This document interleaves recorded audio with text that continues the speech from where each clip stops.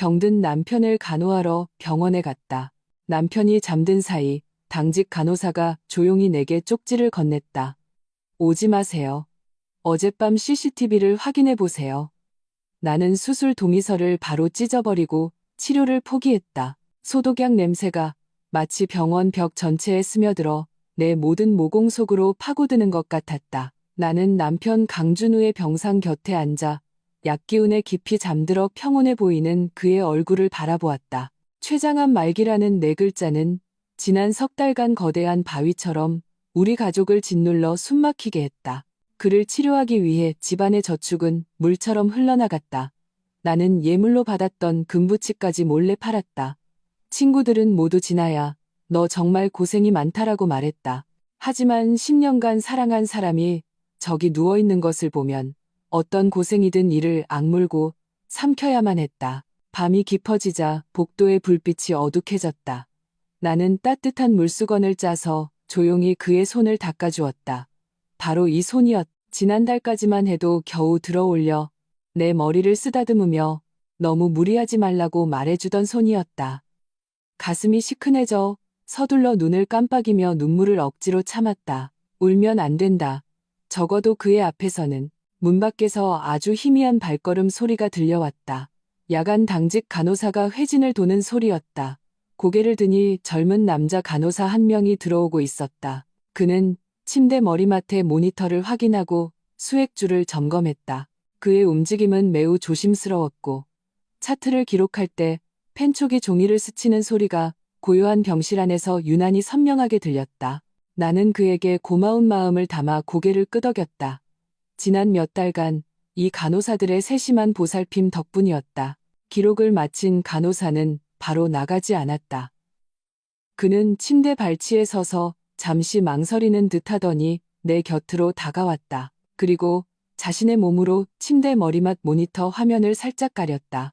그의 목소리는 거의 속삭임에 가까울 정도로 낮았다. 진아 언니, 강준우 환자분은 약 기운 때문에 새벽까지 푹 주무실 거예요. 언니도 잠깐이라도 눈 좀 붙이세요. 고맙다고 말하려는 순간 내 손바닥 안으로 차갑고 빳빳한 작은 무언가가 쑥 들어오는 것이 느껴졌다. 나는 무의식적으로 손을 꽉 쥐었다. 접힌 작은 종이 조각 같은 감촉이었다. 심장이 쿵 하고 내려앉았다. 고개를 들어 그를 쳐다보았다. 박서준 간호사의 얼굴에는 별다른 표정이 없었지만 그의 두 눈만은 나를 빠르고 강렬하게 쏘아보았다. 그 눈빛에는 내가 이해할 수 없는 절박함, 심지어 한 가닥의 연민마저 서려 있었다. 그러고는 그는 아무 일도 없었다는 듯 몸을 돌려 빠른 걸음으로 병실을 나갔다. 고무 밑창이 바닥에 스치는 소리는 복도 끝으로 금세 사라졌다. 나는 멍하니 의자에 앉아 있었다. 손안의 종이 조각은 뜨겁게 달궈진 숯덩이 같았다.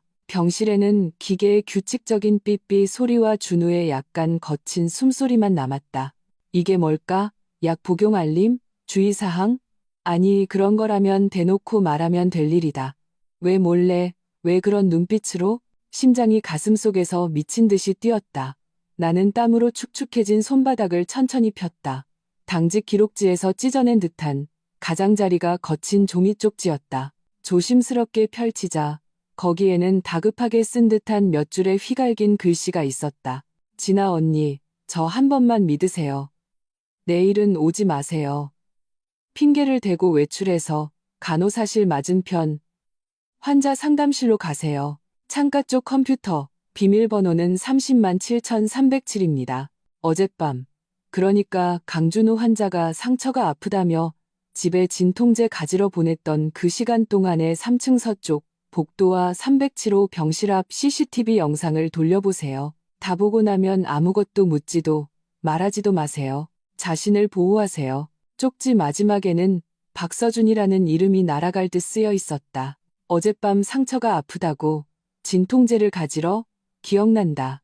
어젯밤 8시쯤 준우가 갑자기 상처가 너무 아프다며 진통 펌프로는 안 듣는다고 했다. 집에 있던 강력 진통제가 마침 다 떨어졌고 그는 병원에서 주는 건 약하다며 빨리 다녀오라고 재촉했다. 나는 내 부주의를 탓하며 서둘러 택시를 타고 집에 다녀왔다. 왕복하는데 거의 1시간 반이 걸렸다. 돌아왔을 때 그는 이미 많이 나아진 듯 보였다. 간호사가 와서 약을 좀 더 줬다고 했다. 그런데 쪽지는 하필 내가 없던 그 시간을, 하필 그의 병실 앞 CCTV를 확인하라고 한다. 오한이 예고 없이 발끝에서부터 솟아올라 순식간에 등골을 타고 번졌다. 나는 쪽지를 세게 움켜쥐었다. 손톱 끝이 손바닥을 파고들어 아팠다. 고개를 돌려 침대에서 평온하게 잠든 준우를 보았다. 그는 미간을 살짝 찌푸린 채 뭔가 불편한 꿈이라도 꾸는 듯했다. 10년을 봐온 얼굴이 창백한 불빛 아래서 문득 낯설게 느껴졌다. 왜 생면부지의 야간 간호사가 위험을 무릅쓰고 이런 쪽지를 건넨 걸까? CCTV에 도대체 뭐가 있기에 그가 내가 반드시 봐야 하지만 차마 말로는 할 수 없는 무언가가 자신을 보호하라니 무엇으로부터? 수만 가지 물음표가 머릿속에서 충돌하며 관자놀이를 쿵쿵 울렸다. 더는 앉아 있을 수가 없었다. 조심스럽게 일어서니 다리에 힘이 풀렸다. 병실 문으로 다가가 문을 열었다. 깊은 밤의 복도는 텅 비어 있었고 비상구의 녹색 등만이 희미하게 빛나고 있었다. 간호사실 맞은편에 정말로 환자 상담실이 있었다. 문은 닫혀 있고 창문 너머는 칠흑 같은 어둠이었다. 갈 것인가 말 것인가. 청근은 될 듯한 쪽지를 손에 쥔 채 손톱이 손바닥을 깊이 파고들었다. 가지 않으면 나는 지난 석 달처럼 헌신적인 아내 역할을 계속하며 내일이 없을지도 모르는 남편 곁을 지키고 자기 연민과 피로감에 젖어 살아갈 수 있다. 가면 나는 마지막으로 침대에 누운 준우를 돌아보았다. 그리고 깊은 숨을 들이쉬었다. 보이지 않는 무언가에 떠밀리듯 병실 문을 조용히 닫고 그 어두운 상담실을 향해 걸어갔다. 발걸음은 가벼웠지만 한 걸음 한 걸음이 마치 단단해 보이지만 실은 이미 균열로 가득한 내 삶 위를 밟는 것 같았다. 알고 있었다. 어떤 것들은 한번 보고 나면 다시는 예전으로 돌아갈 수 없다는 것을. 상담실 문은 잠겨 있지 않았다. 안으로 몸을 숨기듯 들어가 벽에 스위치를 더듬었다. 가장 안쪽에 작은 스탠드 등만 켰다. 희미한 노란 불빛이 창가 컴퓨터의 윤곽을 겨우 비췄다. 심장이 갈비뼈를 때리는 소리가 고요한 방 안에 쿵쿵 울렸다. 간호사의 쪽지에 적힌 컴퓨터를 찾아 전원 버튼을 눌렀다. 화면에서 뿜어져 나오는 푸른 빛이 내 얼굴을 차갑게 비쳤다. 비밀번호를 입력하자 시스템은 순순히 열렸다. 병원 내부 CCTV 시스템 프로그램을 찾아냈다. 마우스를 쥔 손가락이 떨렸다. 재생 모듈을 클릭하고 날짜와 3층 서쪽, 그리고 밤 8시부터 9시 반까지의 시간대를 찾았다. 복도 CCTV 화면이 나타났다. 흑백 영상은 화질이 썩 좋지 않았지만 사람의 윤곽과 움직임을 알아보는 데는 충분했다. 진행바를 움직여 시간을 8시 10분으로 맞췄다. 화면 속에 내가 307호에서 황급히 나와 가방을 뒤지며 엘리베이터 쪽으로 빠르게 걸어가는 모습이 보였다. 약을 가지러 집에 갈 때였다. 복도는 잠시 비어 있었다. 그리고 8시 15분. 너무나도 익숙한 실루엣이 엘리베이터에서 나타났다. 내가 함께 사준 베이지색 트렌치 코트를 입고 손에는 보온병을 든 채 가벼운 발걸음으로 307호를 향해 걸어오고 있었다. 내 절친 이수민이었다. 우리는 7, 8년을 알고 지낸 무엇이든 털어놓는 사이였다. 지난 석 달간 그녀는 병원에 자주 와서 밥을 가져다 주고 내 말벗이 되어 주었다. 내가 가장 믿고 고마워하는 사람이었다. 나는 그녀가 307호 문 앞에 멈춰서는 것을 보았다. 노크조차 하지 않고 그저 문을 살짝 밀자 틈이 벌어졌다. 그녀는 몸을 옆으로 돌려 쏙 들어갔고 문은 등 뒤에서 닫혔다. 심장이 철렁 내려앉았지만 나는 여전히 한 가닥 어리석은 희망을 품고 있었다. 나 대신 준우를 돌봐주러 온 걸 거야. 내가 약 가지러 가서 불안해할까 봐 와본 거겠지. 그래, 분명 그럴 거야. 나는 화면을 뚫어져라 쳐다봤다. 눈이 뻑뻑하고 시렸다. 시간은 1분 1초 흘러갔다. 병실 문은 굳게 닫혀 있었다. 8시 20분, 8시 30분, 8시 40분. 그녀는 무려 25분이나 안에 있었다. 병문안 치고는 부자연스러울 정도로 긴 시간이었다. 내가 없고 남편이 잠들어 있다면 물건만 두고 가거나 내게 전화를 했어야 했다. 하지만 그녀는 그러지 않았다. 구시정각. 드디어 병실 문이 열렸다. 먼저 나온 것은 수민이었다. 그녀는 카메라에 등을 보인 채 병실 안을 향해 고개를 돌리고 웃으며 무언가 말하는 듯 했다. 그리고 나서야 밖으로 나와 문을 살며시 닫았다. 그녀는 바로 떠나지 않고 문 앞에 서서 작은 가방에서 쿠션 팩트와 거울을 꺼내 복도의 희미한 불빛에 비춰보며 꼼꼼하게 립스틱을 고쳤다. 그 모습은 너무나 여유로웠고 심지어 나른한 매력마저 풍겼다. 중병에 걸린 친구의 남편을 문병 온 사람의 무겁거나 서두르는 기색은 전혀 없었다. 화장품을 챙겨 넣은 그녀는 그제야 엘리베이터 쪽으로 몸을 돌렸다. 얼굴에는 채 가시지 않은 홍조와 미소가 어려 있었다. 그 미소가 내 눈을 아프게 찔렀다. 나는 즉시 카메라 앵글을 바꿨다. 병실 문 위쪽, 다른 각도의 카메라라면 문이 열렸을 때 안의 일부가 보일 터였다. 시간을 수민이 막 나오던 순간으로 되돌려 재생 속도를 늦췄다.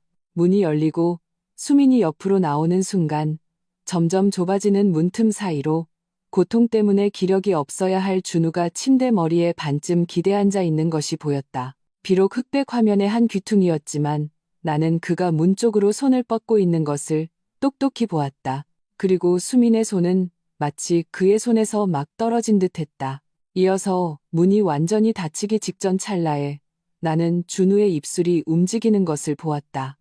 문 쪽을 향해 선명한 입모양을 만들었다. 내 호흡이 순간 타섰다. 그 입모양. 나는 너무나 잘 알고 있었다. 지난 10년간 그가 수없이 다정하고 장난스럽게 내 친구 수민을 부르던 애칭. 미나야. 수민이 아니었다. 미나야였다. 쾅 하고 머릿속에서 무언가 터지는 것 같았다. 온몸의 피가 순식간에 얼음 조각처럼 얼어붙었다가 다시 맹렬히 끓어올라 머리끝까지 치솟았다. 나는 정지된 화면을 뚫어져라 쳐다봤다. 그 문틈, 그 입모양, 그리고 화장을 고치던 수민의 그 눈부신 미소. 그렇구나. 어젯밤의 극심한 통증, 나를 재촉해 약을 가지러 보낸 것은 그녀가 올 자리를 마련하기 위해서였다.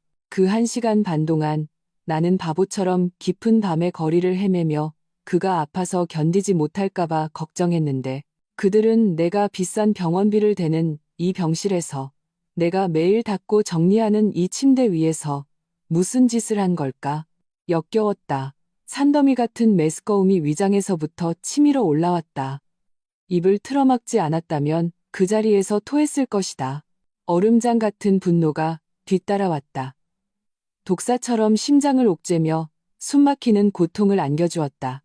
지난 석 달간의 분주함과 피로, 집안의 돈을 모두 쏟아부었던 망설임 없던 마음, 밤낮으로 깊이 잠들지 못했던 걱정, 그리고 내게 한숨을 쉬며 마음 굳게 먹어라, 최선을 다하면 됐다라고 말하던 친척과 친구들의 얼굴까지.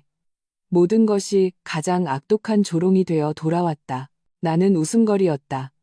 병든 남편과 다정한 절친이 한패가 되어 손바닥 위에서 놀려먹은 천하의 웃음거리. 나는 화면에 정지된 병 때문에 야위어 내가 그토록 가슴 아파했던 준우의 얼굴을 보았다. 지금 그 얼굴은 그저 끔찍하고 낯설게만 느껴졌다. 췌장암 말기, 극심한 고통, 위독한 생명. 정말 그랬다면 그가 어떻게 내가 자리를 비운 틈을 타 내 절친과 병실에서 30분 가까이 단둘이 있으며 다정하게 애칭을 부를 기력과 신칭이 있었을까? 더 끔찍한 생각이 얼음 송곳처럼 뇌리를 파고들었다. 그의 병은 도대체 얼마나 진짜고 얼마나 가짜일까?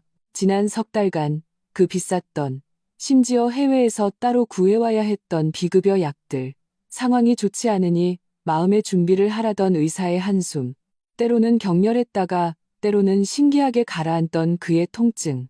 도대체 어디까지가 나를 향한 연기였을까? 박서준 간호사의 쪽지. 자신을 보호하라는 그 한마디가 경종처럼 귓가에서 울렸다. 그는 분명 무언가를 보았다.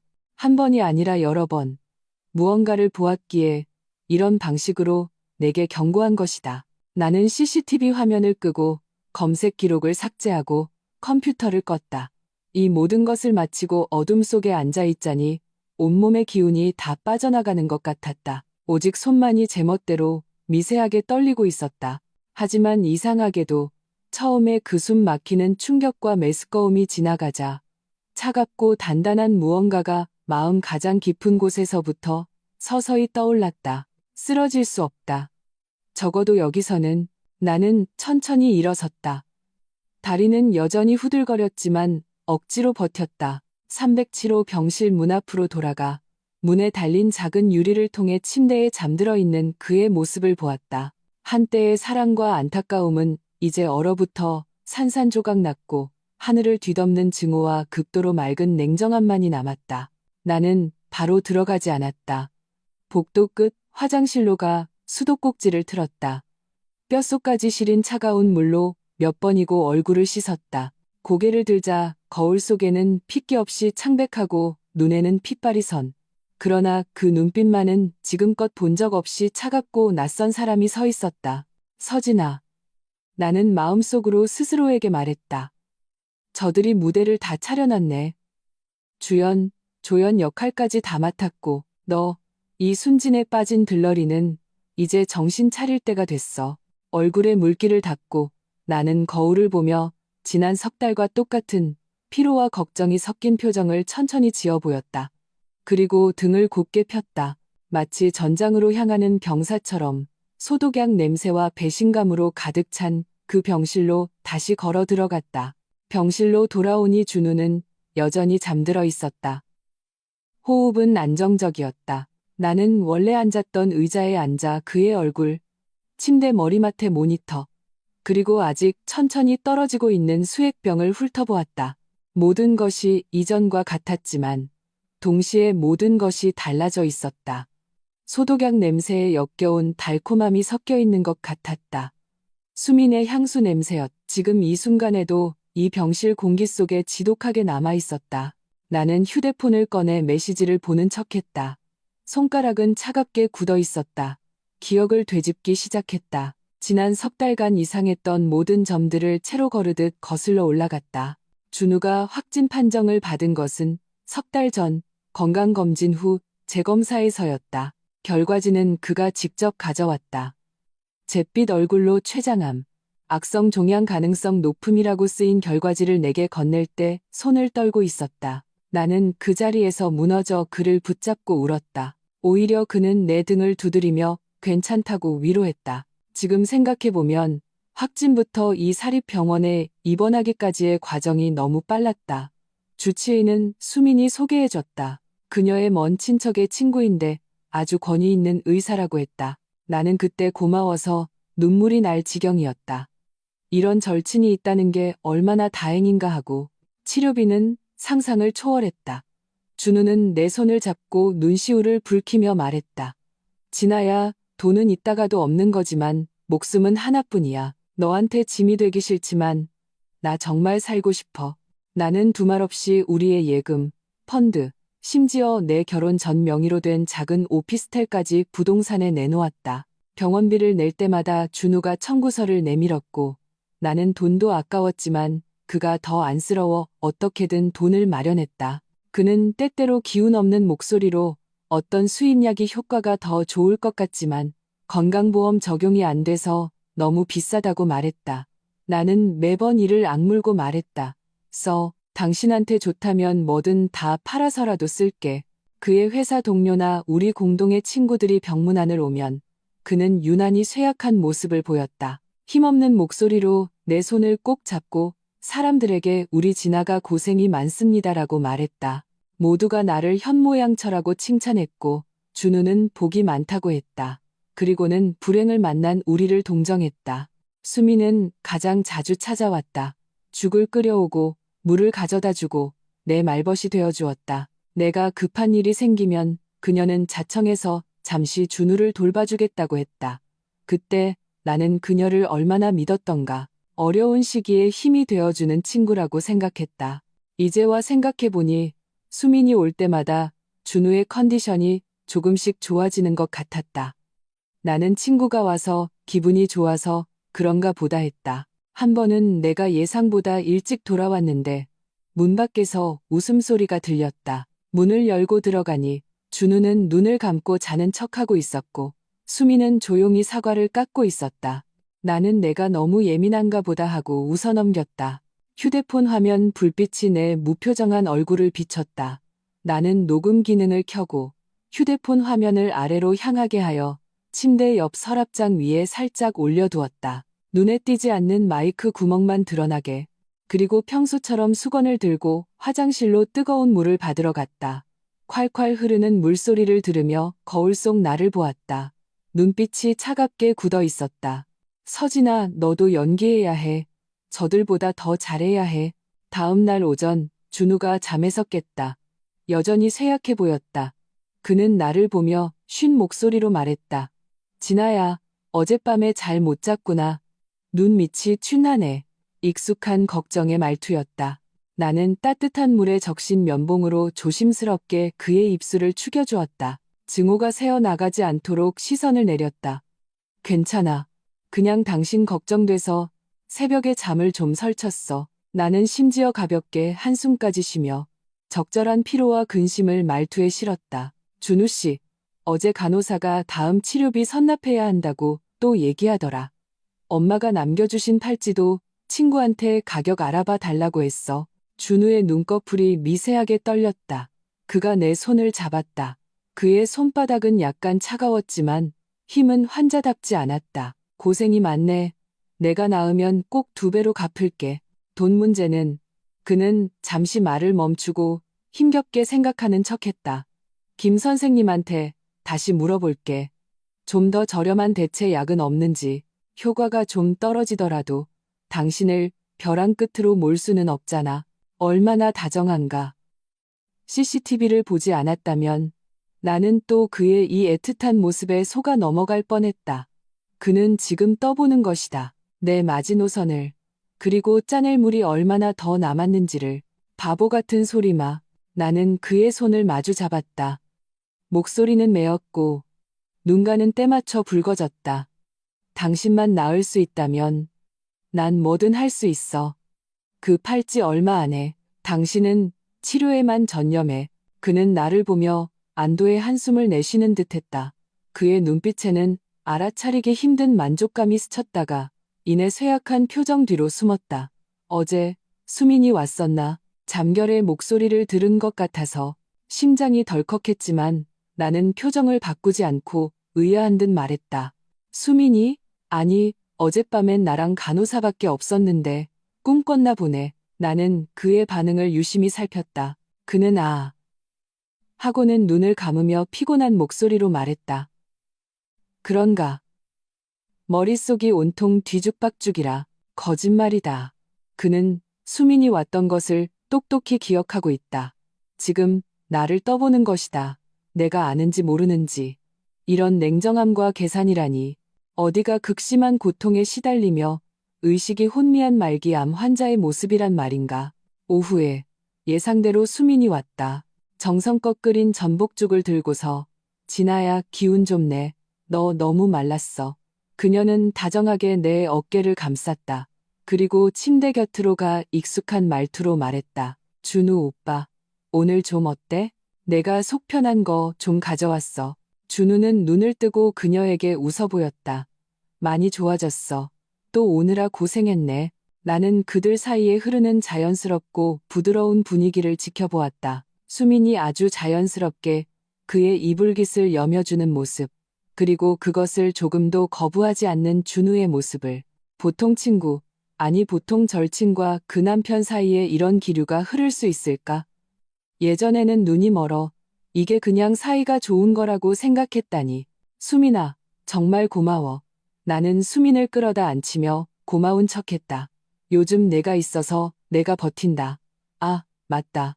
저번에 김태현 선생님이 내 친척 친구라고 했지? 혹시 한 번만 더 물어봐 줄 수 있을까? 준우가 쓰는 그 수입 표적 항암제. 좀 더 싸게 구할 방법은 없는지, 아니면 비슷한 효과의 국산 약이라도. 집안 사정이 정말 바닥이라서 나는 곤란하고 절박한 표정을 지었다. 수민의 눈빛이 순간 흔들렸다. 이내 그녀는 내 손을 잡고 위로했다. 진아야, 너무 걱정 마.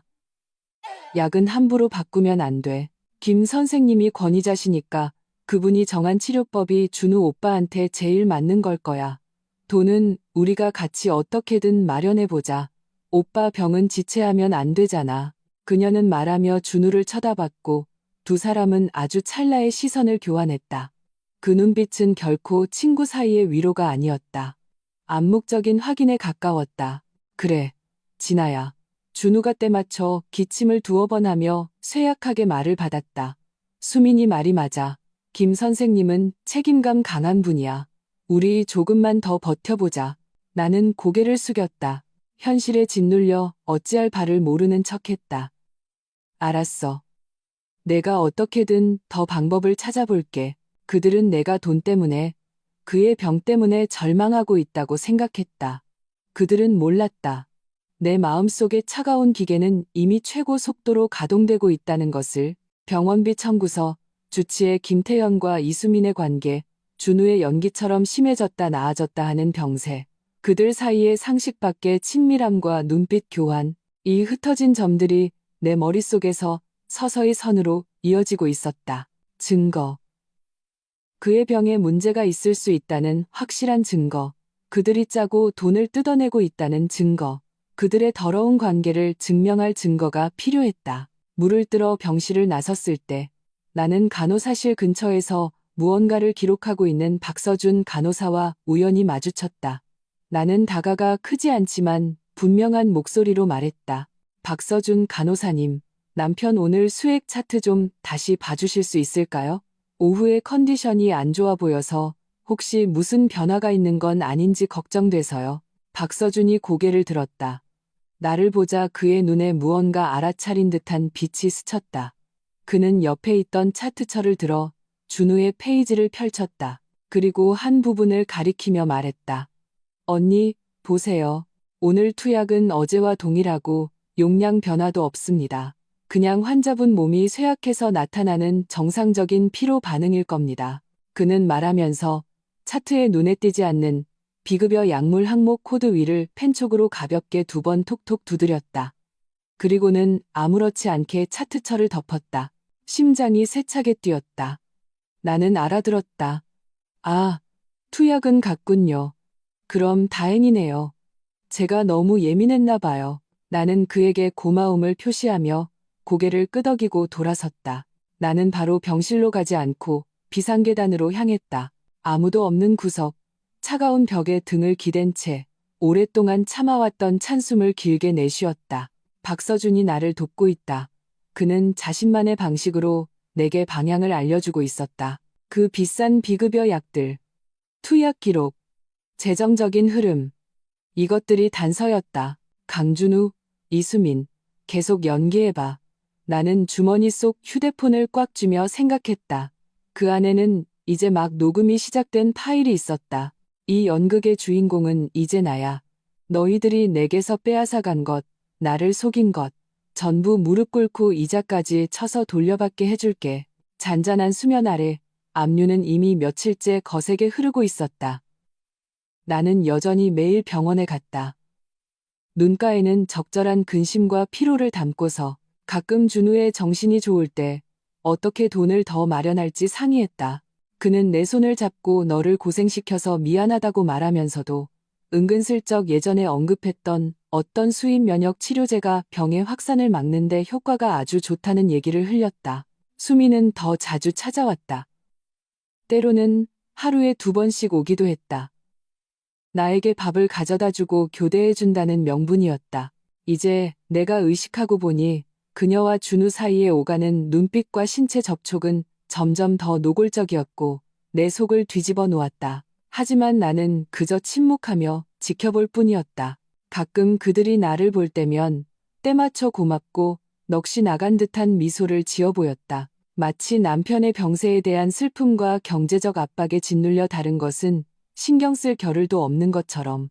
박서준 간호사가 우연을 가장해 2번 더 힌트를 주었다. 한 번은 어떤 고가의 영양제 사용량이 너무 많은 것 같다는 것이었고, 다른 한 번은 김태현 의사가 준우, 수민과 함께 의사 사무실에서 문을 닫고 꽤 오래 이야기하는 것 같다는 무심한 언급이었다. 나는 매번 조용히 고개를 끄덕이며 그 조각들을 마음속에 담아두었다. 준비는 거의 끝났다. 적어도 첫 번째 파도를 일으키기에는 충분했다. 폭풍은 생각보다 빨리 찾아왔다. 그날 오후 김태현 의사가 몇몇 인턴, 간호사와 함께 심각한 표정으로 병실에 나타났다. 그의 손에는 서류가 들려 있었다. 강준우 씨 보호자분. 김태현이 나를 보며 사무적이고 무거운 어조로 말했다. 환자분의 최근 상태가 영상 검사상 국소적으로 병이 진행된 소견을 보입니다. 저희 전문가 팀에서 논의한 결과 가능한 한 빨리 중재적 시술을 통해 병의 진행을 억제하고 통증을 완화할 필요가 있다고 판단했습니다. 후속 치료를 위한 여건을 만드는 것이기도 하고요. 준우는 때맞춰 앓는 소리를 내며 고통을 참는 듯 미간을 찌푸렸다. 수미는 즉시 다가가 안타까운 듯 그의 손을 잡고 내게 초조하게 물었다. 진아야, 김 선생님이 저렇게 말씀하시는 건 꼭 필요하다는 거잖아. 준우 오빠 아파서 밤에 잠도 못 자는데. 김태현이 손에 든 서류를 내게 건넸다. 이건 시술 동의서와 비급여 항목 확인서입니다.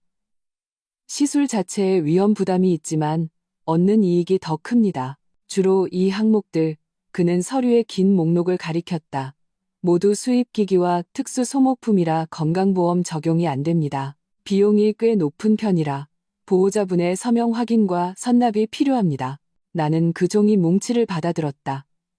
차가운 의학 용어들과 그 뒤에 붙은 경악스러운 숫자들 위로 손가락을 스쳤다. 대충 더해봐도 수천만 원이었다. 지난 석 달간 이런 필수적인 비급여 항목에 얼마나 많이 서명했던가. 나는 서류를 바로 보지 않고 고개를 들어 김태현을 보았다.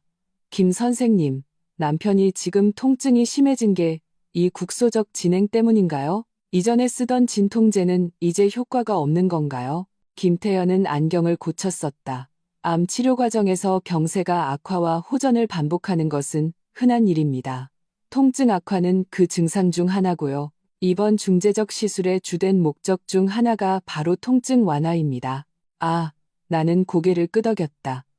말투는 평온했다. 그럼 이 새로운 치료법을 고려하기 전에 김 선생님께서 준우 씨가 입원한 이후의 모든 상세한 투약 내역서, 검사 결과 원본, 그리고 각 비급여 항목의 비용 명세서와 영수증 사본을 좀 주실 수 있을까요?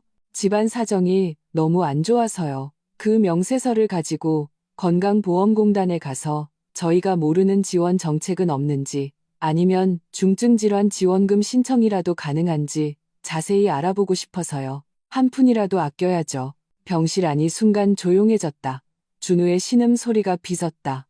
수미는 준우의 손을 잡은 채 살짝 굳었다. 김태현의 얼굴에 걸려있던 사무적인 심각함에 균열이 가기 시작했다. 그는 미간을 찌푸렸다. 서진아 씨, 그 자료들은 모두 진료 기록에 있습니다. 보시려면 언제든 의사 사무실로 오시면 됩니다. 지금 시급한 건 치료 방안을 결정하는 겁니다. 환자의 병은 지체할 수 없습니다. 제가 진료 기록을 보는 것과 외부 기관에 문의할 수 있도록 완전한 명세서를 받는 것은 다른 문제죠. 나는 여전히 김태현을 쳐다보며 크지 않지만 또렷한 목소리로 말했다. 김 선생님, 저는 보호자로서 돈이 한 푼 한 푼 어디에 쓰이는지 알 권리가 있습니다. 특히 보험 적용이 안 되는 이 큰 금액들은 더더욱요. 이게 무리한 요구는 아니잖아요. 진아야. 준우가 몸을 일으키려는 듯 버둥거리며 고통과 불만이 뒤섞인 얼굴로 말했다. 어떻게 이 마당에 그런 걸 따지고 있어. 김 선생님이 우리를 속이기라도 하겠어. 나 이렇게 아픈데 너 나 치료 안 해주고 싶은 거야? 그의 말투에는 질책과 서운함이 가득했다. 연기가 일품이었다. 수민이 즉시 거들었다. 진아야, 어떻게 그렇게 생각해? 준우 오빠가 저 지경인데 당연히 치료가 먼저지. 김 선생님은 전문가시고 그분이 정한 방법이 제일 좋은 걸 거야. 돈은 없다가도 생기지만 사람은 한 번 가면 끝이야. 나는 그들의 이중창을 보며 속으로 비웃었다. 나는 준우에게로 고개를 돌렸다. 오해받아 억울하면서도 꿋꿋한 표정을 지었다. 준우 씨, 내가 치료 안 해준다는 게 아니잖아. 당신을 치료해주고 싶으니까. 제일 좋은 걸로 해주고 싶으니까. 이 돈이 어떻게 쓰이는지 명확히 알아야 한다는 거야. 우리 집 재산 거의 다 썼어. 앞으로 치료는 어떻게 해? 계획을 세워야 할 거 아니야. 나는 다시 김태현을 보았다. 김 선생님, 저는 그냥 명세서를 달라는 겁니다. 이 요구가 규정에 어긋나나요? 김태현의 얼굴이 보기 싫게 굳어졌다. 규정은 규정이지만 보호자도 치료에 협조를 해야죠. 지금 서진아 씨처럼 나오시면 바로 그때 병실 문이 열리고 준우의 어머니, 내 시어머니가 보온병을 들고 들어왔다. 그녀는 방 안 가득한 의사, 간호사들과 내 손에 들린 서류, 그리고 침대에 누워 고통스러워하는 준우의 모습을 보고는 즉시 목소리를 높였다. 무슨 일이야? 또, 진아야, 또 돈 문제니? 내가 말했지. 집을 팔아서라도 내 아들 치료해야 한다고. 사람이 다 모였다. 나는 시어머니를 보며 평온하게 말했다. 어머니 오셨어요? 의사 선생님이 준우 씨 새 시술을 해야 한대요. 비급여 항목이 많아서 비용이 많이 든다고요. 그래서 제가 이전 투약이랑 비용 명세서를 좀 받아서 다른 방법은 없는지 알아보려고 했는데 의사 선생님께서 좀 곤란해 하시는 것 같아요. 시어머니는 그 말을 듣자마자 폭발했다. 나를 손가락질하며 쏘아붙이기 시작했다. 뭘 알아봐.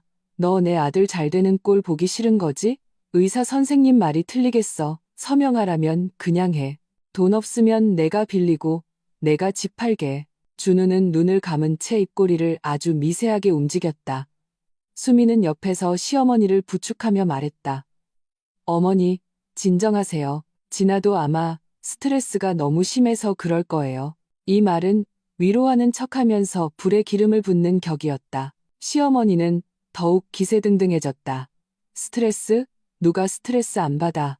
내 아들은 병상에 누워있는데 스트레스 안 받냐? 지만 귀한 줄 알아. 빨리 서명해. 내 아들 치료 늦추지 말고. 모든 시선이 내게 쏠렸다. 불만, 질책, 초조함, 그리고 그 초조함 뒤에 숨겨진 조급함. 김태현이 펜을 다시 내 쪽으로 내밀었다. 나는 눈앞에 이 얇은 종이를 보았다. 이것은 거액의 비용뿐만 아니라 지난 석 달간 그들이 내게 가한 우롱, 기만, 탐욕의 집약체였다. 나는 그 동의서와 비용 확인서를 집어들었다. 김태현, 준우, 수민, 그리고 내 시어머니와 옆에 있던 몇몇 의사, 간호사들의 시선 속에서 양손으로 종이의 양끝을 잡았다. 그리고 천천히 그것들을 가운데부터 찢기 시작했다. 찌익. 맑은 파열음이 갑자기 죽은 듯 조용해진 병실 안에서 유난히 날카롭게 울려 퍼졌다. 나는 무표정하게 손에 든 서류를 조각조각 찢었다. 그리고 손을 들어 올리자 하얀 종이 조각들이 눈처럼 흩날리며 병상 위로, 경악으로 굳어버린 준우의 얼굴 위로, 순식간에 핏기가 가신 수민의 얼굴 앞으로, 그리고 입을 벌린 채 소리도 내지 못하는 시어머니의 모습 위로 떨어졌다. 이 서명 안 합니다. 내 목소리는 높지 않았지만 바닥에 떨어지는 얼음구슬처럼 맑고 차가웠다. 치료도 당분간 필요 없습니다. 서진아, 너 미쳤어? 준우가 침대에서 벌떡 상체를 일으켰다. 그의 얼굴에서는 고통과 쇠약함은 온데간데 없고 오직 충격과 분노만이 남아있었다. 나는 그를 무시하고 시뻘개진 김태현의 얼굴과 흔들리는 수민의 눈빛을 지나 마치 나를 처음 보는 사람처럼 쳐다보는 시어머니의 얼굴에 시선을 고정했다.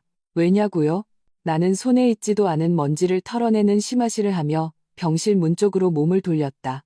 문을 열기 전 나는 뒤돌아 그들 모두를, 특히 침대 위에서 얼굴이 뒤틀린 그 남자를 향해 지난 사흘 동안 처음으로 지어 보이는 지독하게 차가운 미소를 보였다. 곧 알게 될 겁니다. 병실 문이 등 뒤에서 닫히며 그 정적과 경악을 잠시나마 차단했다.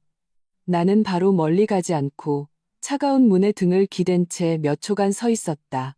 안에서 희미하게 들려오는 시어머니의 날카로운 울음 섞인 욕설과 준우의 기운 넘치고 길길이 날뛰는 고함 소리를 들었다. 어디가 목숨이 위태로운 환자란 말인가. 수미는 그들을 말리는 듯 목소리가 다급하고 낮았다. 나는 입꼬리를 비틀며 발걸음을 옮겼다. 발걸음은 흔들림 없었다. 내 마음속 얼어붙은 호수는 방금의 그 찢어발기는 행위로 휘저어졌다. 얼음장 아래에는 나약함이 아니라 더 차가운 압류가 흐르고 있었다. 나는 엘리베이터로 가지 않고 비상계단으로 향했다. 무거운 방화문을 밀자 계단은 텅 비어 있었고 머리 위 비상등만이 창백한 빛을 발하고 있었다. 반층쯤 내려가 계단참에 멈춰 섰다. 주머니에서 담배와 라이터를 꺼냈다. 준우가 아픈 뒤로 생긴 나쁜 버릇이었다. 스트레스 받을 때 몰래 한 대씩 피웠다. 찰칵 소리와 함께 불꽃이 솟았다. 매캐한 담배 연기가 코 속으로 파고들며 목구멍에서 치밀어 오르는 메스꺼움을 억눌렀다. 깊이 한 모금 빨아들이고 눈을 감았다. 흩날리던 종이 조각들, 순간 위장을 벗어던진 준우의 분노에 찬 얼굴, 수민의 당황한 눈빛, 그리고 나를 비난하기만 하던 시어머니의 입, 모든 것이 눈앞을 스쳐 지나갔다. 손가락이 떨렸다. 두려워서가 아니었다. 흥분이었다. 피비린내 나는 차가운 흥분. 무대를 내 손으로 박살낸 첫 번째 조각이었다. 담배를 반쯤 피웠을 때 위층에서 희미한 발걸음 소리가 들렸다. 나는 즉시 담배를 껐다. 고개를 드니 사복 차림의 가방을 맨 박서준 간호사가 보였다. 퇴근하는 길인 듯 했다. 그는 나를 보고도 별로 놀라지 않은 듯 빠른 걸음으로 내려왔다. 진아 언니. 그가 목소리를 낮추며 주위를 살폈다. 아까 너무 위험했어요. 이렇게 판을 깨지 않으면 그들의 진짜 얼굴을 어떻게 보겠어요. 나는 담배꽁초를 옆 쓰레기통에 버렸다. 그동안 알려줘서 고마워요. 박서준은 고개를 저으며 나를 데리고 반층 더 내려갔다. 위아래로 아무도 없는 것을 확인하고 나서야 말했다. 언니를 도운 게 아니에요. 그냥 보다 못해서 그랬어요. 그의 목소리는 낮았지만 억눌린 분노가 담겨 있었다. 저도 죽고 사는 거 많이 봤지만 자기 아내를 이렇게까지 등쳐먹는 놈은 처음 봐요. 강준우 씨 병세, 김태연 의사 쪽 뭔가 구린 게 많아요. 심장이 덜컥했다. 뭘 알고 있어요? 제가 야간 근무가 많아서 한두 번 본 게 아니에요. 박서준은 벽에 기대 빠르게 말했다. 이수민 씨, 밤늦게 자주 왔어요. 가끔은 아주 오래 있다 갔고요. 한 번은 새벽 2시쯤이었는데 제가 수액을 갈러 갔다가 문이 살짝 열려 있는 걸 봤어요. 그는 잠시 말을 멈췄다. 차마 입에 담기 힘든 듯 했다. 강준우 씨, 전혀 안 자고 있었어요. 침대 머리에 기대 앉아서 이수민 씨는 침대가에 앉아 있고 둘이 아주 가깝게 붙어서 핸드폰을 보며 웃고 떠들고 있었어요. 전혀 환자와 문병객 같지 않았어요. 저는 얼른 물러났죠. 역시 CCTV 속의 그날은 결코 우연이 아니었다. 그리고 약도요. 박서준이 말을 이었다. 그가 쓰는 고가의 비급여 약들, 용량이나 교체 주기가 일반적인 병의 진행 상황과 맞지 않아요. 제가 몰래 관련 논문이랑 약물 가이드라인을 찾아봤는데 의문이 들더라고요. 하지만 전 간호사라 주치의에게 이 일을 제기할 수 없어요. 그리고 그는 망설였다. 김태연 의사가 처방한 일부 비싼 검사나 약물 신청서가 강준우 씨 진료 기록에 기재된 증상이나 시점과 맞지 않거나 설명이 아주 애매한 경우가 몇 번 있었어요. 제가 혹시나 해서 문제가 있어 보이는 의무 기록이랑 간호 기록 일부를 복사해뒀어요. 나는 그의 손을 덥석 잡았다. 그 복사본들 저한테 줄 수 있어요? 박서준은 나를 복잡한 눈빛으로 보았다. 드릴 수는 있어요. 하지만 정말 조심해야 해요. 김태현은 이 병원에서 꽤 오래 있었고 강준우랑 이수민도 만만한 사람들이 아니에요. 언니가 오늘 이렇게 일을 벌였으니 그들이 분명 가만히 있지 않을 거예요. 어떻게든 언니를 공격하려 들 거예요. 알아요. 나는 그의 손을 꽉 쥐었다. 서준 씨는 이미 제게 하늘이 무너질 것 같은 상황에서 큰 도움을 줬어요. 이 자료들은 제게는 목숨과도 같아요. 그는 가방에서 두툼한 서류 봉투를 꺼내 내 손에 쥐어주었다. 여기 다 있어요. 제가 의문점을 표시해둔 부분도 있고요. 그리고 그는 입술을 깨물었다. 제 친구 중에 건강보험 심사평가원에서 일하는 친구가 있는데 제가 사적으로 강준우 씨가 쓰는 주요 비급여 약 이름이랑 대략적인 비용을 얘기해봤어요. 그 친구가 그러는데 그 약들을 췌장암 말기, 특히 지금 알려진 병기에서 쓰는 건 가성비가 극도로 떨어지고 심지어 일부는 아예 1차 권고 약물도 아니래요. 아주 의심스럽다고 했어요. 가성비가 극도로 떨어진다. 권고 약물도 아니다. 이것은 마치 퍼즐의 마지막 핵심 조각이 탕 소리를 내며 끼워 맞춰지는 것 같았다. 그들은 내 돈을 거덜낼 뿐만 아니라 비싸지만 효과도 불분명한 약으로 준우의 중병 상태를 연기하고 심지어는 그의 얼마 남지 않은 건강마저 해치면서까지 연극을 더 실감나게 만들려 했던 것이다. 그 생각이 들자 온몸이 차가워졌다. 알겠어요. 나는 서류 봉투를 무기처럼 가슴에 꼭 껴안았다. 서준 씨는 이제 그만 가봐요. 누가 우리 같이 있는 거 보면 안 돼요. 박서준은 고개를 끄덕이고 돌아서려다 멈췄다. 언니, 앞으로 어떻게 하실 거예요? 그들이 가만히 있지 않을 텐데요. 나는 계단 창밖의 흐린 하늘을 보며 천천히 말했다. 물론 가만히 있지 않겠죠. 그러니 제가 선수를 쳐야죠. 박서준이 떠난 후 나는 바로 가지 않았다. 서류 봉투를 열어 빠르게 훑어보았다. 안에는 빽빽한 기록지, 복사본들이 들어있었다. 간호기록, 약품 입출고 내역서 캡처, 그리고 박서준이 빨간 펜으로 표시해둔 주석과 의문점들. 그는 매우 꼼꼼했다. 날짜는 다르지만 약 이름과 용량이 비슷한 기록들을 모두 찾아내 표시해두었다. 비전문가가 봐도 그 부조화와 중복은 충분히 충격적이었다. 더 중요한 것은 그 안에 끼워져 있는 몇 장의 진료비 납부 통지서 복사본이었다. 거기에는 준우의 서명이 있었다. 나는 그의 필체를 자세히 보았다. 병 때문에 약간 휘갈겼었지만 몇몇 필기 습관.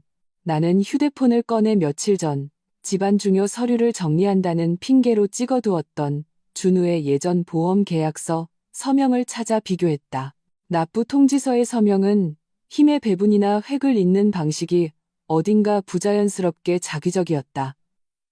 특히 마지막 획은 때에 맞지 않게 매끄럽게 빠져 있었다. 극심한 고통에 시달리는 쇠약한 사람이 이렇게 안정적으로 서명할 수 있을까? 아니면 이 서류들은 그가 멀쩡한 정신에 심지어 기분 좋을 때 서명한 것은 아닐까? 나는 서류 봉투를 챙겨 넣었다. 마음속에 더 명확한 계획이 섰다. 이 의료 기록상의 의문점만으로는 부족하다. 그들의 관계, 그들의 공모를 증명할 더 직접적인 증거가 필요했다. 그리고 돈, 집안의 돈은 도대체 어디로 흘러 들어갔는가? 비상계단을 막 나서려는데 휴대폰이 울렸다. 모르는 번호였다. 서진아 씨 되십니까? 약간 익숙한 남자 목소리. 말투는 딱딱했다. 누구시죠? 김태현입니다. 전화기 너머의 목소리는 잠시 멈췄다가 화를 억누르는 듯했다. 오늘 오후 병실에서의 불미스러운 오해에 대해 저희가 좀 이야기를 해야겠습니다. 남편분의 향후 치료와 관련된 문제이기도 하고 서진아 씨가 잘 모르시는 부분도 있는 것 같아서요. 괜찮으시다면 내일 오전 10시에 병원 맞은편 고요 찻집에서 따로 뵙죠. 나는 휴대폰을 쥔 손끝이 차가워지는 것을 느꼈다. 역시 가만히 있지 못하는군. 단둘이 만나자고? 협박하려는 건가? 아니면 계속 속이려는 건가? 좋습니다. 나는 짧게 대답했다. 내일 뵙죠. 전화를 끊고 병원 건물에 반짝이는 불빛을 보았다. 아구는 나타났고 적도 초조해졌다. 김태현이 먼저 만나자고 하다니. 이건 기회다. 위험한 기회. 하지만 더 큰 균열을 낼 수 있는 기회이기도 하다. 강준우, 이수민, 그리고 김태현 의사. 기다려. 나는 점점 짙어지는 어둠 속으로 몸을 돌렸다. 품 안의 서류 봉투는 묵직했다. 마치 이미 안전핀이 뽑힌 수류탄처럼 찻집에서의 약속, 갈 것이다. 나의 성의를 가지고 집으로 돌아오니 텅 비고 차가운 방이 가슴을 더욱 시리게 했다. 큰 불은 켜지 않고 소파 옆 스탠드 등만 켰다. 희미한 노란 불빛이 테이블 한쪽을 겨우 비췄다. 나는 박서준이 준 서류 봉투를 그 불빛 아래 놓았다.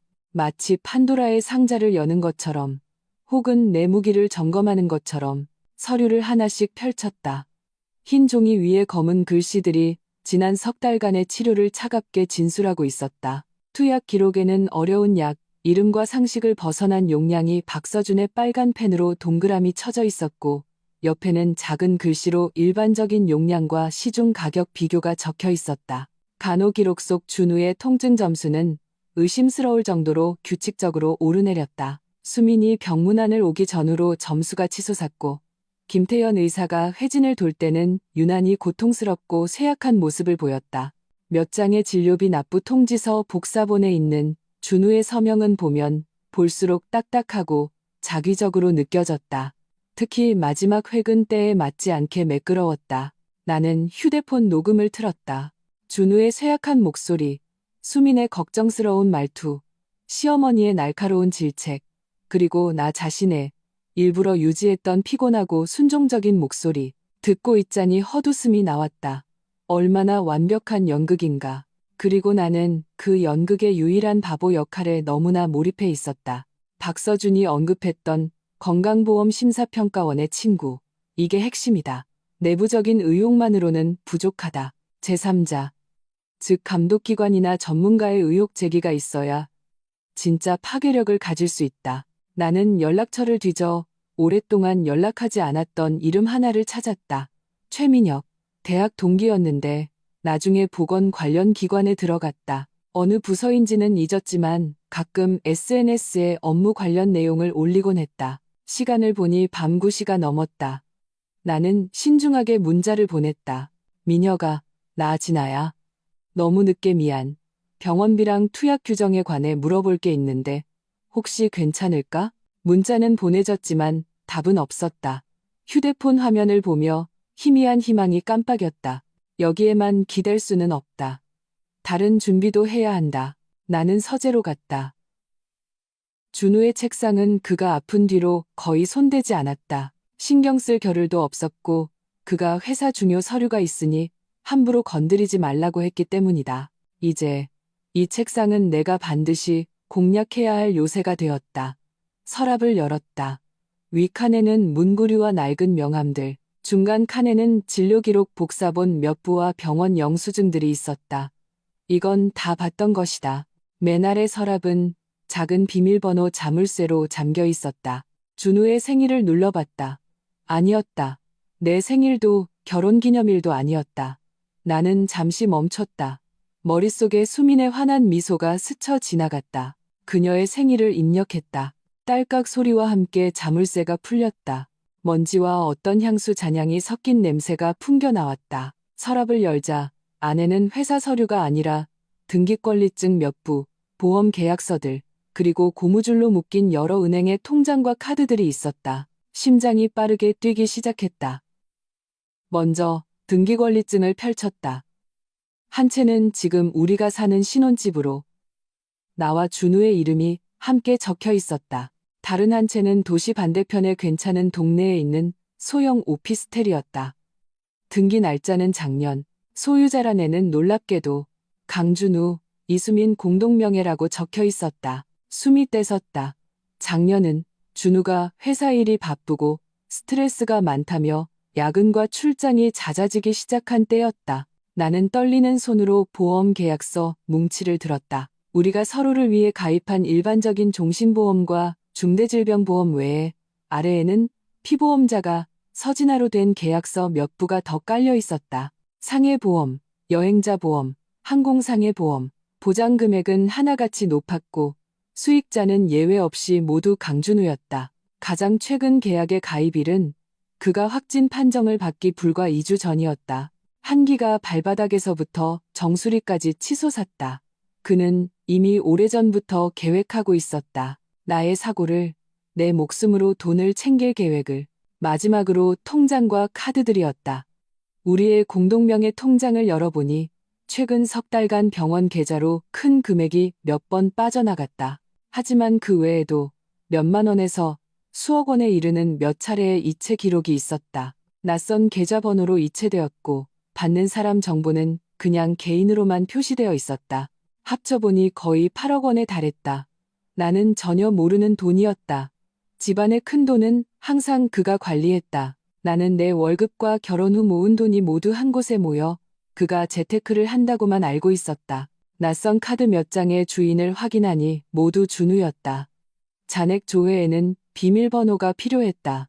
몇 번 시도했지만 실패했다. 그런데 카드 한 장 뒷면에 연필로 희미하게 숫자 10이 적혀 있었다. 휴대폰 뱅킹 앱에서 그 번호를 비밀번호로 입력해봤지만 틀렸다. 하지만 조회 비밀번호로 입력하자 로그인이 되었다. 계좌 잔액은 12억 원. 거래 내역을 보니 최근 석 달간 우리 공동 계좌에서 몇 차례 돈이 들어왔고 곧바로 다른 계좌로 빠져나갔다. 그리고 입금 기록에는 내가 판 오피스텔 매매 대금이 선명하게 찍혀 있었다.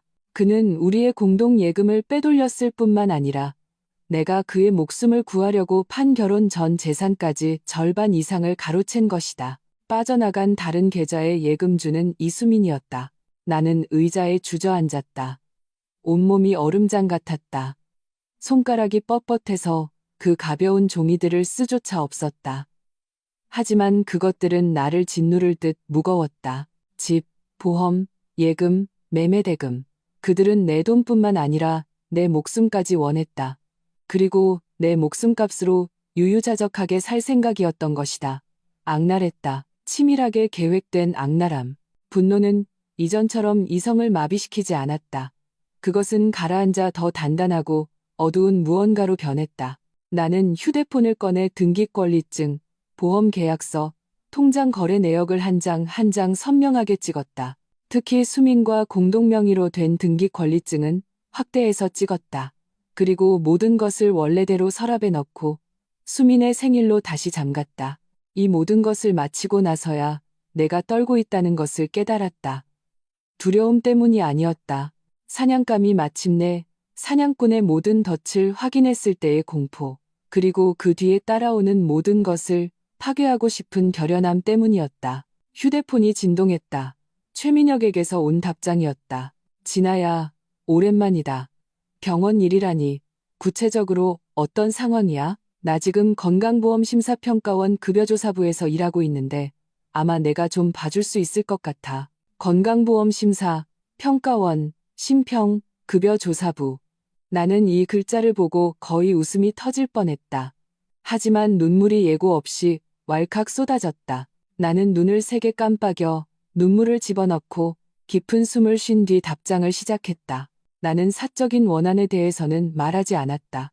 오직 과잉 진료와 고액의 비급여 항목에 짓눌린 환자 가족의 입장에서 준우의 병세를 간략히 설명하고 박서준이 지적했던 비정상적으로 비싸고 처방 근거가 의심스러운 몇 가지 비급여 약물과 기기 이름을 나열했다. 주치의 김태현을 언급하며 그와 환자의 관계 및 치료의 필요성에 대한 의문을 은근히 표현했다. 이 약들과 치료법이 췌장암 말기 환자에게 사용하는 것이 진료 지침과 건강보험 심사 원칙에 부합하는 걸까? 과잉 진료나 심지어 사기의 가능성은 없을까? 나는 마지막에 이렇게 물었다. 민혁은 잠시 후 답장을 보냈다. 그의 말투는 눈에 띄게 진지해져 있었다. 내가 말한 약들 중 일부는 해당 질환의 1차 권고 약물 목록에 없는 게 맞아. 가격도 엄청나게 비싸고 병세가 정말 네가 말한 정도라면 이런 약물 조합과 빈도는 매우 의심스러워. 우리도 최근 몇몇 민간 병원의 건강보험 급여비 부당 청구 사례를 주시하고 있었어. 혹시 상세한 진료 기록, 처방전, 납부, 영수증 같은 자료가 있다면 익명으로 우리 쪽에 제공해 줄 수 있어? 절차에 따라 조사해 볼게. 자료가 좀 있긴 한데 완전하지는 않을 거야. 괜찮아. 있는 만큼만 먼저 줘. 중요한 단서가 될 거야. 개인정보는 꼭 보호하고. 민혁이 당부했다. 고마워. 정리해서 최대한 빨리 보낼게. 나는 휴대폰을 내려놓고 창밖에 짙은 어둠을 보았다.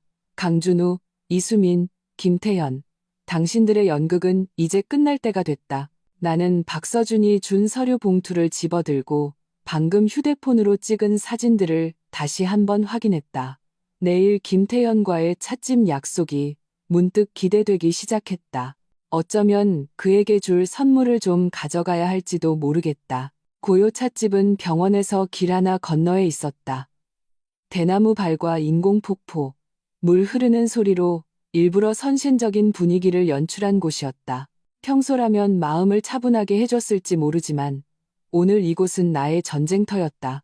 나는 10분 일찍 도착해 가장 안쪽 창가 자리에 앉았다. 찻집 출입구가 한눈에 보이는 곳이었다. 평범한 서류 봉투를 테이블 위에 올려두었다. 안에는 별것 아닌 혈액검사 결과지, 복사본 몇 장과 박서준이 준 서류 중 가장 눈에 띄지 않는 2페이지만 들어있었다. 진짜 무기는 가방 안쪽 깊숙이 휴대폰과 손수건으로 잘 덮어두었다. 십시정각 김태현이 문을 열고 들어왔다. 그는 사복 차림이었다. 흰 셔츠에 회색 바지, 금태 안경을 쓴 모습은 병원에서보다 의사의 위험은 덜했지만 대신 지적인 분위기가 풍겼다. 하지만 미간은 찌푸려져 있어 초조함이 엿보였다. 그는 나를 발견하고는 곧장 걸어와 맞은편에 앉았다. 인사도 없이 바로 본론으로 들어갔다. 목소리는 낮았지만 늘 그랬듯 사람을 억누르는 듯한 고압적인 태도가 배어 있었다. 서진아 씨, 어제 병실에서의 행동은 매우 비이성적이고 무책임했습니다.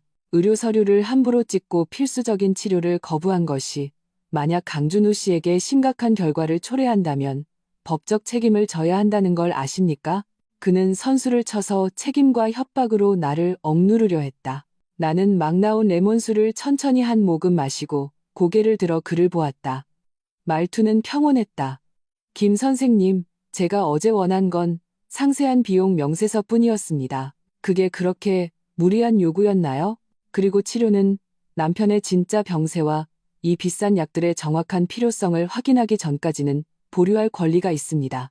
보호자의 알 권리이자 선택권이죠. 김태현은 내 반응이 예상 밖이었는지 잠시 멈칫했다. 그는 안경을 고쳤었다. 진짜 병세요? 무슨 말씀이시죠? 강준우 씨 검사 결과 영상 자료 다 보셨잖습니까? 췌장암 말기의 다발성 전이 언제든 상태가 급격히 나빠질 수 있는 명백한 상황입니다. 그런가요? 나는 서류 봉투에서 종이 한 장을 꺼내 그의 앞으로 살며시 밀었다. 그럼 이걸 설명해 주시죠. 지난달 15일자 통증 간호 기록입니다. 야간 통증 점수가 8점이라 강력 진통제를 투여해야 했다고 되어 있네요. 하지만 같은 날 밤 나는 다른 종이를 꺼냈다. 박서준이 따로 표시해둔 같은 시간대 3층 간호사실 공용 CCTV 캡처였다. 제 남편은 혼자 간호사실까지 걸어와서 다음날 아침 식사 시간을 문의했습니다. 표정은 편안했고 걸음걸이도 안정적이었죠. 통증 점수 8점인 말기, 암 환자가 이럴 수 있나요? 김태현의 얼굴색이 변했다. 그는 2장의 종이를 재빨리 훑어보고는 목울대를 움직였다. 통증은 주관적인 감각입니다. 간호 기록에 오차가 있을 수도 있고 환자가 억지로 참았을 수도 있죠. 억지로 참았다고요? 나는 그의 말을 끊고 투약 기록 복사본 몇 장을 더 꺼냈다. 그럼 이건요. 이 수입 표적 항암제는 약물 가이드라인에 따르면 명확한 내성 징후가 나타나기 전까지는 고용량 보조 약물과의 병용을 권장하지 않습니다. 심각한 간, 신장 독성을 유발할 수 있고 생존 기간 연장에 대한 근거도 부족하기 때문이죠. 하지만 제 남편은 지난 2달간 계속 최대 허용 용량으로 병용 투여를 받았습니다. 그리고 이씨 영양제, 매일 투여량이 표준 권장량의 3배를 훨씬 넘습니다. 김 선생님, 전문가의 입장에서 이런 처방의 근거를 설명해 주실 수 있나요? 최신 임상 연구에 기반한 건가요? 아니면 다른 이유가 있는 건가요? 내 말투는 시종일관 차분했고 심지어 가르침을 구하는 듯한 태도까지 보였다. 하지만 한마디 한마디가 바늘처럼 그를 찔렀다. 이 전문 용어와 의문점들은 내가 어젯밤 박서준이 준 자료와 인터넷에서 찾은 가이드라인을 붙들고 밤새도록 공부한 결과물이었다. 완벽히 이해할 필요는 없었다. 이것들이 의심스러운 점이고 질문할 수 있는 칼날이라는 것만 알면 됐다. 김태현의 이마에 가는 땀방울이 맺혔다. 그가 찻잔을 들었지만 손이 떨려 찬물이 넘쳤다. 서진아 씨, 치료 계획은 환자 상태를 종합적으로 평가해서 내리는 겁니다. 매우 개별적이죠. 강준우 씨 상태가 좀 특수해서 일부는 더 나은 효과를 기대하며 시도해본 약물입니다. 의학은 복잡합니다. 인터넷 글 몇 개 읽는다고 이해할 수 있는 게 아니에요. 의학은 잘 모르죠. 나는 고개를 끄덕이며 동의했다. 그래서 제가 이 의문점들을 정리해서 건강보험 심사평가원에서 일하는 친구에게 문의해 봤습니다. 나는 잠시 말을 멈추고 김태현의 동공이 급격히 수축하는 것을 보았다. 그 친구의 잠정적인 의견은 이 약물 조합과 빈도는 말기 췌장암 환자 치료에서 매우 이례적이며 이미 그들의 주목을 끌었다는 겁니다. 정식으로 모든 진료 기록과 비용 자료를 제출해서 심사를 요청하라고 권하더군요. 당신, 김태현의 얼굴이 새하얘졌다. 그는 상체를 앞으로 기울이며 목소리를 더욱 낮췄지만 거기에는 뚜렷한 당황과 위협이 섞여 있었다. 서진아, 당신 지금 무슨 짓을 하는지 알아? 이건 강준우의 치료를 망치는 거고 내 전문성과 명예를 훼손하는 거야. 고소할 수도 있어. 고소요? 뭘로요? 나는 그의 시선을 피하지 않고 맞섰다. 환자 가족이 터무니없는 약값의 출처를 알고 싶어 한 죄로요? 아니면 과잉 진료 가능성을 의심한 죄로요? 김 선생님, 나도 상체를 앞으로 기울였다. 목소리는 얼음처럼 차가웠다. 제 남편 병이 정말로 이렇게 비싸고 독하면서 오히려 몸에 부담만 주는 약을 꼭 써야 할 만큼 심각한 건가요? 아니면 당신들이 제가 기꺼이 집안을 거덜내고 막대한 빚까지 지게 만들 만큼 그가 심각해 보일 필요가 있었던 건가요? 헛소리. 김태현이 테이블을 세게 내리쳤다. 멀리 있던 손님들이 쳐다보았다. 그는 실수를 깨닫고 억지로 목소리를 낮췄다. 얼굴은 시뻘개져 있었다. 서진아, 경제적 압박 때문에 감정이 불안정한 건 이해하지만 함부로 말해서는 안 돼. 의사를 모욕하지 마. 강준우의 병은 명백한 사실이야. 계속 이런 비협조적인 태도로 필수 치료를 거부한다면 그 결과는 당신이 책임져야 할 거야. 우리 병원도 이렇게 비협조적인 보호자가 있는 환자를 계속 받을지 고려해봐야겠고, 그는 이제 치료 중단을 무기로 나를 협박하기 시작했다. 나는 오히려 등을 의자에 기댔다. 심지어 가볍게 웃어 보이기까지 했다. 김 선생님, 흥분하지 마세요. 전 오늘 싸우러 온 것도 협박을 들으러 온 것도 아닙니다. 문제를 해결하러 왔어요. 김태현은 경계하며 나를 보았다. 문제 해결? 어떻게 해결하겠다는 거지? 간단합니다. 나는 손가락으로 테이블 위에 복사본들을 가볍게 두드렸다. 이 의문점들에 대해 제가 납득할 수 있고 제 심평원 친구도 납득할 수 있는 합리적인 설명을 해주세요. 근거 있는 서면 설명으로요. 비정상적인 지출 하나하나의 필요성 평가를 포함해서요. 설명이 안 된다면 나는 그의 얼굴이 순간 굳어지는 것을 보며 천천히 말했다. 그럼 전 이 모든 자료를 가지고 보건복지부, 심평원에 가고 언론사 친구들을 찾아가 이야기할 수밖에 없어요. 평범한 가정이 어떻게 말기암과 천문학적인 약값에 무너지는지에 대한 이야기, 많은 사람들이 흥미로워할 겁니다. 병원비 비싸고 치료받기 어려운 건 항상 뜨거운 감자니까요. 그렇죠? 김태현은 테이블 위에 놓인 손을 굳게 말아쥐었다. 손등에 파란 힘줄이 돋아났다.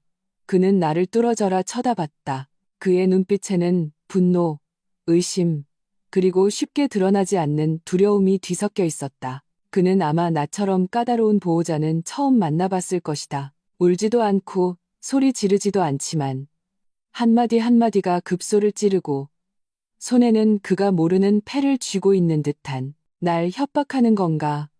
그가 이를 악물고 말했다. 피차 일반이죠. 나는 테이블 위에 복사본들을 챙겨 봉투에 다시 넣었다. 김 선생님, 생각할 시간을 드리죠.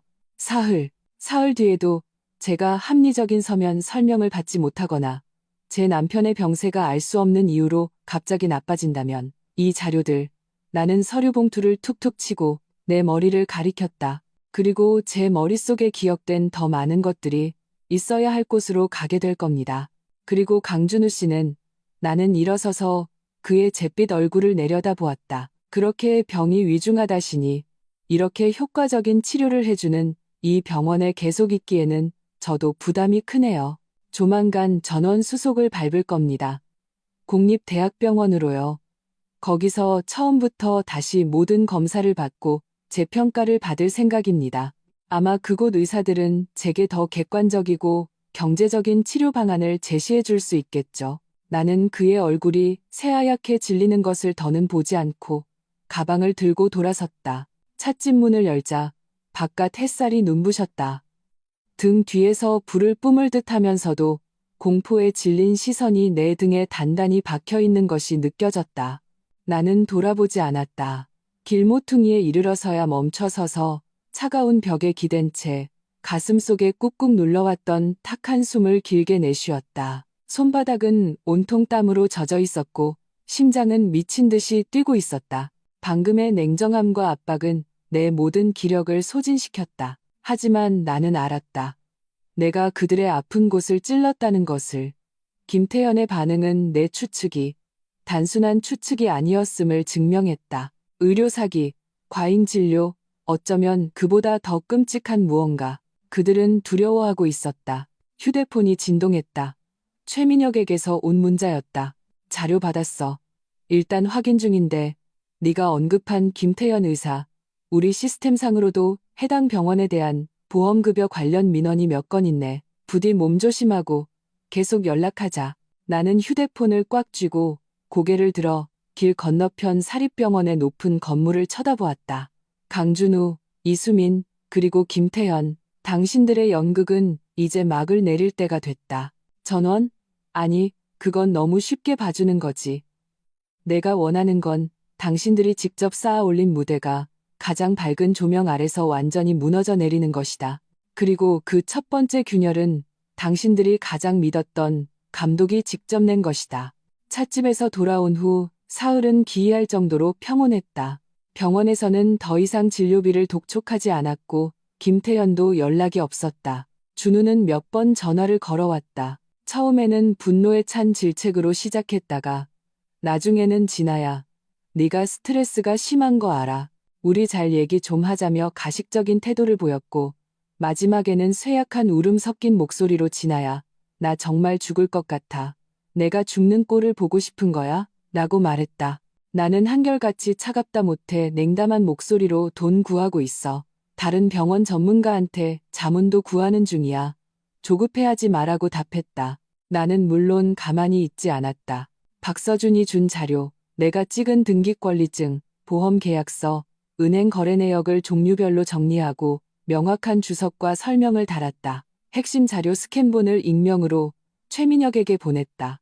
그리고 시내에서 탐사보도로 평판이 좋은 언론사에 연락했다. 가족이 의료 사기와 감정적, 재산적 배신을 당한 것 같다는 피해자의 입장에서 제보했다. 기자는 예리했다. 면담을 요청했고 순조롭게 진행되었다. 나는 핵심 사생활을 제외한 일부 증거를 제공했고 적절한 시점에 취재에 협조하기로 했다. 기자는 그 사립병원의 고액 진료비와 과잉 진료에 대한 제보를 전에도 간헐적으로 받은 적이 있다고 했다. 내가 제공한 단서와 자료는 그들에게 깊이 있는 조사의 가능성을 보여주는 퍼즐 조각과도 같았다. 사흘째 되던 날 오후 김태현에게서 전화가 왔다. 그의 목소리는 이전의 거만함은 온데간데 없이 지치고 쉰 듯했다. 서진아 씨, 전에 제기하셨던 의문점들에 대해 저희 병원 내부적으로 신중하게 검토하고 논의했습니다. 전화로 말씀드리기 어려운 부분이 있어서요. 내일 오전 9시에 병원 행정동 3층 소회의실로 와주실 수 있겠습니까? 저희 의무과장님과 의료질관리 부원장님께서 직접 만나서 오해를 풀고 강준우 씨의 향후 치료 방안에 대해 논의하고 싶어 하십니다. 오해를 푼다고? 방안을 논의한다고? 나는 냉소가 터져 나올 뻔했다. 더 이상 덮을 수 없으니 나를 불러다 위협하고 회유하거나 적당히 무마하려는 속셈이겠지. 알겠습니다. 정시에 가겠습니다. 나는 수락했다. 당연히 가야지. 이 연극의 주인공이 빠질 수는 없으니까. 김태현의 전화를 끊고 나는 바로 준우에게 전화했다. 준우 씨, 방금 김 선생님한테 연락 왔어. 내일 병원 높은 분들이 직접 당신 치료 방안에 대해 얘기하자고 하네. 더 경제적이고 효과적인 방법을 찾았다고. 몸은 좀 어때? 회의에 참석할 수 있겠어? 앞으로 어떻게 치료할지 정하는 중요한 자리인데 내 목소리에는 적절한 다급함과 한 가닥 희망이 섞여 있었다. 준우는 전화기 너머에서 몇 초간 침묵했다. 다시 입을 열었을 때 그의 목소리는 다시 쇠약한 톤으로 돌아와 있었고 약간의 놀라움이 섞여 있었다. 정말 높은 분들이 직접? 그럼 당연히 가야지. 치료를 위해서라면 아무리 힘들어도 참아야지. 수민이는 알아? 그동안 당신 도와주느라 그렇게 애썼는데 내일 같이 오라고 할까? 여러 사람이 상의하는 게 낫잖아. 나는 배려심 깊게 물었다. 준우는 내가 먼저 수민 얘기를 꺼낼 줄은 몰랐는지 잠시 멈칫했다. 그래, 좋지. 수민이가 아는 사람도 많고 머리도 잘 돌아가니까 내가 얘기해 볼게. 응. 그럼 내일 아침에 데리러 갈게. 나는 전화를 끊고 온기 없는 미소를 지었다. 다 같이 와야 더 재밌지. 다음 날 나는 약속 시간보다 일찍 병원에 도착했다. 병실이 아닌 행정동으로 바로 갔다. 3층 소외의실 문은 닫혀 있었다. 노크하자 안에서 중년 남성의 목소리가 들렸다. 들어오세요. 문을 열고 들어가니 안에는 이미 네 사람이 앉아 있었다. 김태연, 흰 가운을 입은 심각한 표정의 낯선 중년 남성, 아마도 의무과장, 정장 차림에 약간 살집이 있는 중년 남성 부원장인 듯, 그리고 강준우, 그는 휠체어에 앉아 얇은 담요를 덮고 있었다. 얼굴은 창백하고 입술은 핏기 하나 없는 오래 앓은 환자의 모습 그대로였다. 이수민은 그의 휠체어 옆에 서서 한 손을 그의 어깨에 얹고 있었다. 나를 보자 그녀의 얼굴에는 걱정과 약간의 질책이 섞인 표정이 떠올랐다. 진아야, 왜 이제 와? 준우 오빠 기다리다 지쳤어. 연기하고 있네. 계속. 나는 그들을 훑어보고 병원 관계자들에게 고개를 까딱한 뒤 의자를 빼서 앉았다. 준우와 수민의 바로 맞은편이었다. 서진아 씨, 안녕하십니까? 저는 이 병원 부원장 왕민준입니다. 이쪽은 의무과 유 과장님이시고요. 살집 있는 부원장이 입을 열었다. 말투는 비교적 온화했다. 오늘 모신 것은 서진아 씨께서 이전에 제기하셨던 강준우 환자분의 치료비와 치료 계획에 대한 의문점에 대해 저희 병원 측에서 공식적인 설명을 드리고 소통하기 위함입니다. 오해를 해소하고 환자분께 더 나은 의료 서비스를 제공하는 것이 목적입니다. 왕 부원장이 유 과장에게 눈짓하자 그는 준비된 서류를 들고 판에 박힌 듯한 설명을 시작했다. 내용은 뻔했다. 준우의 병이 복잡하고 위중하며 치료는 개별적으로 이루어졌고 사용된 약물과 기기는 모두 병세에 따라 필요했고 규정에 부합하며 가격은 시장가의 합리적인 이윤을 더한 것이고 병원은 과잉 진료나 부당 청구를 절대 하지 않았으니 보호자가 뜬 소문을 믿지 말고 이해하고 협조해달라는 것이었다. 김태현은 옆에서 고개를 숙인 채 곁눈질로 나를 훔쳐보고 있었다. 나는 조용히 듣고 있다가 유 과장의 말이 끝나자 입을 열었다. 목소리는 크지 않았지만 분명했다. 왕 부원장님, 유 과장님, 김 선생님, 공식적인 설명 감사합니다.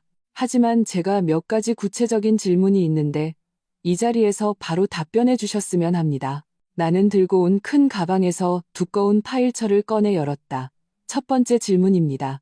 나는 투약 기록 복사본 한 장을 꺼내 테이블 중앙으로 밀었다. 이 표적 항암제는 준우 씨 입원 3주차부터 사용되었습니다. 당시 영상 기록에는 병이 안정 상태였고 명확한 진행 소견이 없었습니다. 보건복지부 관련 진료 지침과 약품 설명서에 따르면 이때 이 약을 사용하는 것은 허가 초과 사용에 해당하며 가격도 매우 비쌉니다. 병원 측에서는 이에 대해 어떻게 설명하시겠습니까? 투약 전 이것이 허가 초과 사용이며 전액 본인 부담이라는 점을 보호자에게 명확히 고지하셨나요? 김태연의 얼굴색이 변했다. 유 과장이 복사본을 받아들고 부원장과 시선을 교환했다. 왕 부원장은 미간을 찌푸렸다. 그 처방은 김 선생님 팀에서 환자의 구체적인 상황에 따라 내린 결정입니다. 때로는 임상적 판단에 유연성이 필요할 때가 있습니다. 유연성이요? 명확한 근거도 없이 월 수백만 원짜리 비급여 약을 쓴다는 뜻인가요? 나는 그의 말을 자르고 다른 서류를 꺼냈다. 두 번째 질문입니다. 이 보조 약물비는 표적 항암제와 병용 시 심각한 간, 신장 손상 위험을 명확히 증가시킵니다. 준우 씨의 간 수치가 이미 불안정한 상태였음에도 왜 계속 고용량으로 사용했습니까? 관련된 위험 모니터링 기록과 대응 계획은 어디에 있습니까? 나는 연이어 몇 장의 서류를 더 꺼냈다. 준우의 통증 점수 기록과 간호사실 CCTV에 찍힌 활동 모습이 명백히 불일치하는 점, 같은 시기에 처방된 용도가 비슷한 고가의 영양제가 정상 수요를 훨씬 초과하는 점, 일부 검사가 단기간에 중복 시행되어 필요성이 의심되는 점, 나는 하나하나 박서준이 표시해둔 의문점들과 내가 며칠간 찾아본 자료들을 결합하여 차분하고 명확하게 질문을 던졌다. 한 가지씩 말할 때마다 김태현의 얼굴은 더 하얘졌고 유 과장은 서류를 더 빨리 넘겼으며 왕 부원장의 미간 주름은 더 깊어졌다. 준우는 휠체어에서 불안하게 몸을 뒤척이기 시작했고 호흡이 가빠지는 듯했다. 그의 어깨에 얹혀있던 수민의 손에 힘이 들어가 마디가 하얗게 변했다. 서진아 씨. 왕 부원장의 말투는 더 이상 온화하지 않았다. 딱딱함이 묻어났다. 이건 매우 전문적인 의료 문제입니다. 아마 서진아 씨께서 오해하고 계신 부분이 있을 겁니다. 오해라고요? 나는 그를 보고 이어서 핏기 없는 김태현에게로 시선을 돌렸다. 김 선생님, 이 약들, 이 검사들 당신이 처방한 겁니다. 이게 오해인지 아닌지 말씀해 보시죠. 김태현은 입을 열었지만 이마에 땀만 송골송골 맺힐 뿐 아무 말도 하지 못했다. 내가 기다린 것은 바로 이 순간이었다. 나는 파일철 가장 밑에서 핵심적인 복사본 몇 장을 꺼내 탁 소리가 나게 테이블 위에 던졌다. 이 의료 기록들이 오해라고 생각하신다면 그럼 부원장님, 과장님, 그리고 제 다정한 남편과 착한 절친께서 이걸 설명해 보시죠. 첫 번째 장은 강준우와 이수민의 공동 명의로 된 오피스텔 등기권리증 첫 페이지를 확대 복사한 것이었다. 선명하기 그지없었다. 두 번째 장은 피보험자가나 수익자가 강준우로 된 보장 금액이 가장 높고 가입일이 가장 최근인 상해보험증권의 핵심 페이지였다. 세 번째 장은 우리 공동계좌의 거액 자금이 준우의 개인 계좌를 거쳐 수민의 계좌로 이체된 은행 거래 내역이었다. 회의실은 죽은 듯이 조용해졌다. 왕 부원장과 유 과장은 테이블 위의 서류를 충격에 찬 눈으로 보다가 믿을 수 없다는 듯 준우와 수민을 쳐다봤다. 김태현은 잿빛 얼굴로 몸을 알아차리기 힘들게 떨고 있었다. 준우는 눈을 부릅떴다. 그의 얼굴에서 쇠약함은 순식간에 사라지고 믿을 수 없다는 경악과 당황만이 남았다. 그는 떨리는 손으로 나를 가리켰다. 서진아, 너 이딴 가짜를 어디서 구해왔어? 날 모함하는 거야. 너 미쳤어. 수민은 비명을 지르며 서류를 낚아채려 달려들었다. 진아야, 내 말 좀 들어봐. 내가 생각하는 그런 거 아니야. 그 집은 준우 오빠가 나 좀 도와주려고 잠시 명의만, 그 돈은 나는 그녀의 손을 세게 뿌리쳤다. 힘이 어찌나 셌는지 그녀가 비틀거렸다. 나는 일어서서 충격과 공포 그리고 거짓말이 만천하에 드러나 허둥대는 그 세 사람을 내려다보았다. 설명.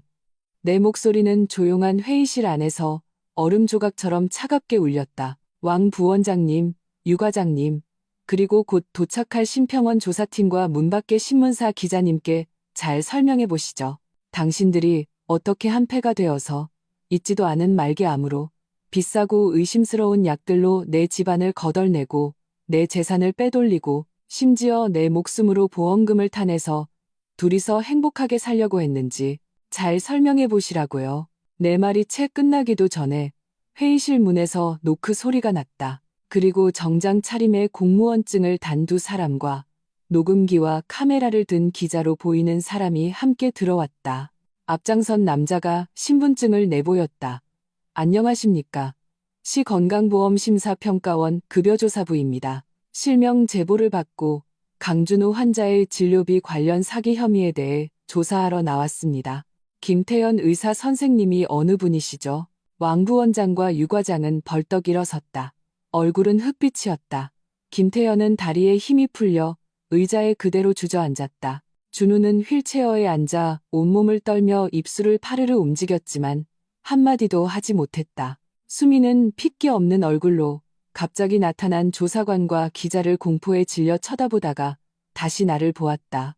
그녀의 눈에는 원망과 절망이 가득했다. 나는 그녀의 시선을 마주하며 수술 동의서를 찢던 그날부터 마음속에 품어왔던 차갑고 날카로운 미소를 천천히 지어 보였다. 연극은 이제 막을 내릴 시간이네요. 그리고 당신들은 이 무대 위에서 가장 추악한 광대들이고요. 회의실의 그 몇 초간의 정적은 준우의 찢어지는 듯한 고함 소리에 깨졌다. 가짜야. 전부 가짜라고. 서진아, 네가 날 해치려고 전부 조작한 거야. 의사 선생님, 나 심장이 이상해. 그는 가슴을 움켜쥐고 얼굴을 찡그렸다. 극심한 공포 속에서 그의 연기는 과장되고 우스꽝스러워졌다. 수민도 정신을 차리고 준우의 휠체어 옆에 엎드려 눈물을 쏟아내며 심평원 직원과 기자에게 울부짖었다. 저 여자 말 믿지 마세요. 남편이 아프니까 스트레스 받아서 미친 거예요. 다 헛소리라고요. 그 돈은 준우 오빠가 예전에 우리 엄마 병원비 빌려준 거 제가 갚은 거고. 집은 왜냐면 나는 그녀의 말을 차갑게 끊고 가방에서 다른 봉투를 꺼내 사진 몇 장을 테이블 위에 던졌다. 사진 속에는 준우와 수민이 쇼핑몰에서 다정하게 팔짱을 낀 뒷모습, 어느 레스토랑 앞에서 준우가 웃으며 수민을 품에 안는 옆모습이 담겨 있었다. 날짜는 그가 확진 판정을 받고 입원한 직후로 선명하게 찍혀 있었다. 당신들은 서로 사랑해서 나중에 같이 살려고 공동명의로 집을 산 거니까. 아니면 나라는 걸림돌을 어떻게 치울까 머리를 맞대고 내 보험금으로 내 돈으로 편하게 살 생각이었으니까. 사진은 뜨거운 인두처럼 수민을 지졌다. 그녀는 화들짝 손을 떼며 새하얗게 질린 얼굴로 더 이상 온전한 문장을 말하지 못했다. 준우의 심장병도 순식간에 씻은 듯이 나은 것 같았다. 그는 단지 눈을 부릅뜬 채 그 사진들을 뚫어져라 쳐다보며 가슴을 심하게 들썩였다. 왕 부원장님, 유 과장님. 나는 잿빛이 된 두 병원 간부에게로 고개를 돌렸다. 이게 당신들 병원에서 말하는 병세가 위중하여 항상 보살핌이 필요한 환자의 모습입니다. 당신들 병원에서 적극적인 치료를 받는 동안 짬을 내어 애인과 데이트하고 쇼핑할 수 있다는 증거고요. 묻겠습니다. 췌장암 말기에 고통으로 신음하며 언제든 응급처치가 필요한 환자가 어떻게 이런 일들을 할 수 있습니까? 왕 부원장은 입술을 떨며 심평원 직원들과 기자를 번갈아 보았다. 이마에는 굵은 땀방울이 맺혔다. 유 과장은 고개를 돌려 거의 주저앉기 직전인 김태연을 죽일 듯이 쏘아보며 이를 악물고 말했다. 김태연 선생, 이게 도대체 어떻게 된 일이야? 심평원에서 온 나이든 직원이 앞으로 나와 테이블 위에 등기권리증 사진과 보험증권 복사본을 들어 자세히 보더니 준우와 김태연을 향해 엄숙하게 말했다. 강준우 씨, 김태연 의사 선생님, 제보자 서진아 씨가 제공한 자료와 저희가 사전에 파악한 일부 단서에 근거하여 귀하의 본원 치료 기간 중 발생한 진료비, 투약 규정, 그리고 허위 진료, 건강보험급여, 부당 청구 및 환자 가족에 대한 사기 혐의에 대해 공식적으로 조사를 시작하겠습니다. 사실대로 답변하시고 향후 조사에 적극 협조해 주시기 바랍니다. 기자의 카메라 셔터가 때맞춰 터지며 이 혼란스럽고 충격적인 장면을 기록했다. 아니야, 난 안 그랬어. 저 여자가 날 모함하는 거야. 준우는 미친 듯이 고개를 저으며 나를 가리켰다. 저 여자가 나 치료해주기 싫어서 내가 죽기를 바라니까 이런 거짓말을 꾸며낸 거라고. 의사 선생님, 김 선생님, 말 좀 해봐요. 내 병은 진짜라고, 진짜란 말이야. 심평원 직원과 기자를 포함한 모든 사람의 시선이 김태연에게 쏠렸다. 얼마 전 찻집에서 나를 협박하려던 그 의사는 이제 의자에 흐물흐물하게 녹아내린 채 금태 안경 너머의 눈빛은 초점을 잃고 절망으로 가득했다. 유 과장의 살기 어린 시선과 심평원 직원의 차가운 시선 아래 그의 마지막 심리적 방어선이 무너졌다. 저는 모릅니다. 강준우랑 이수민이 저를 찾아왔어요.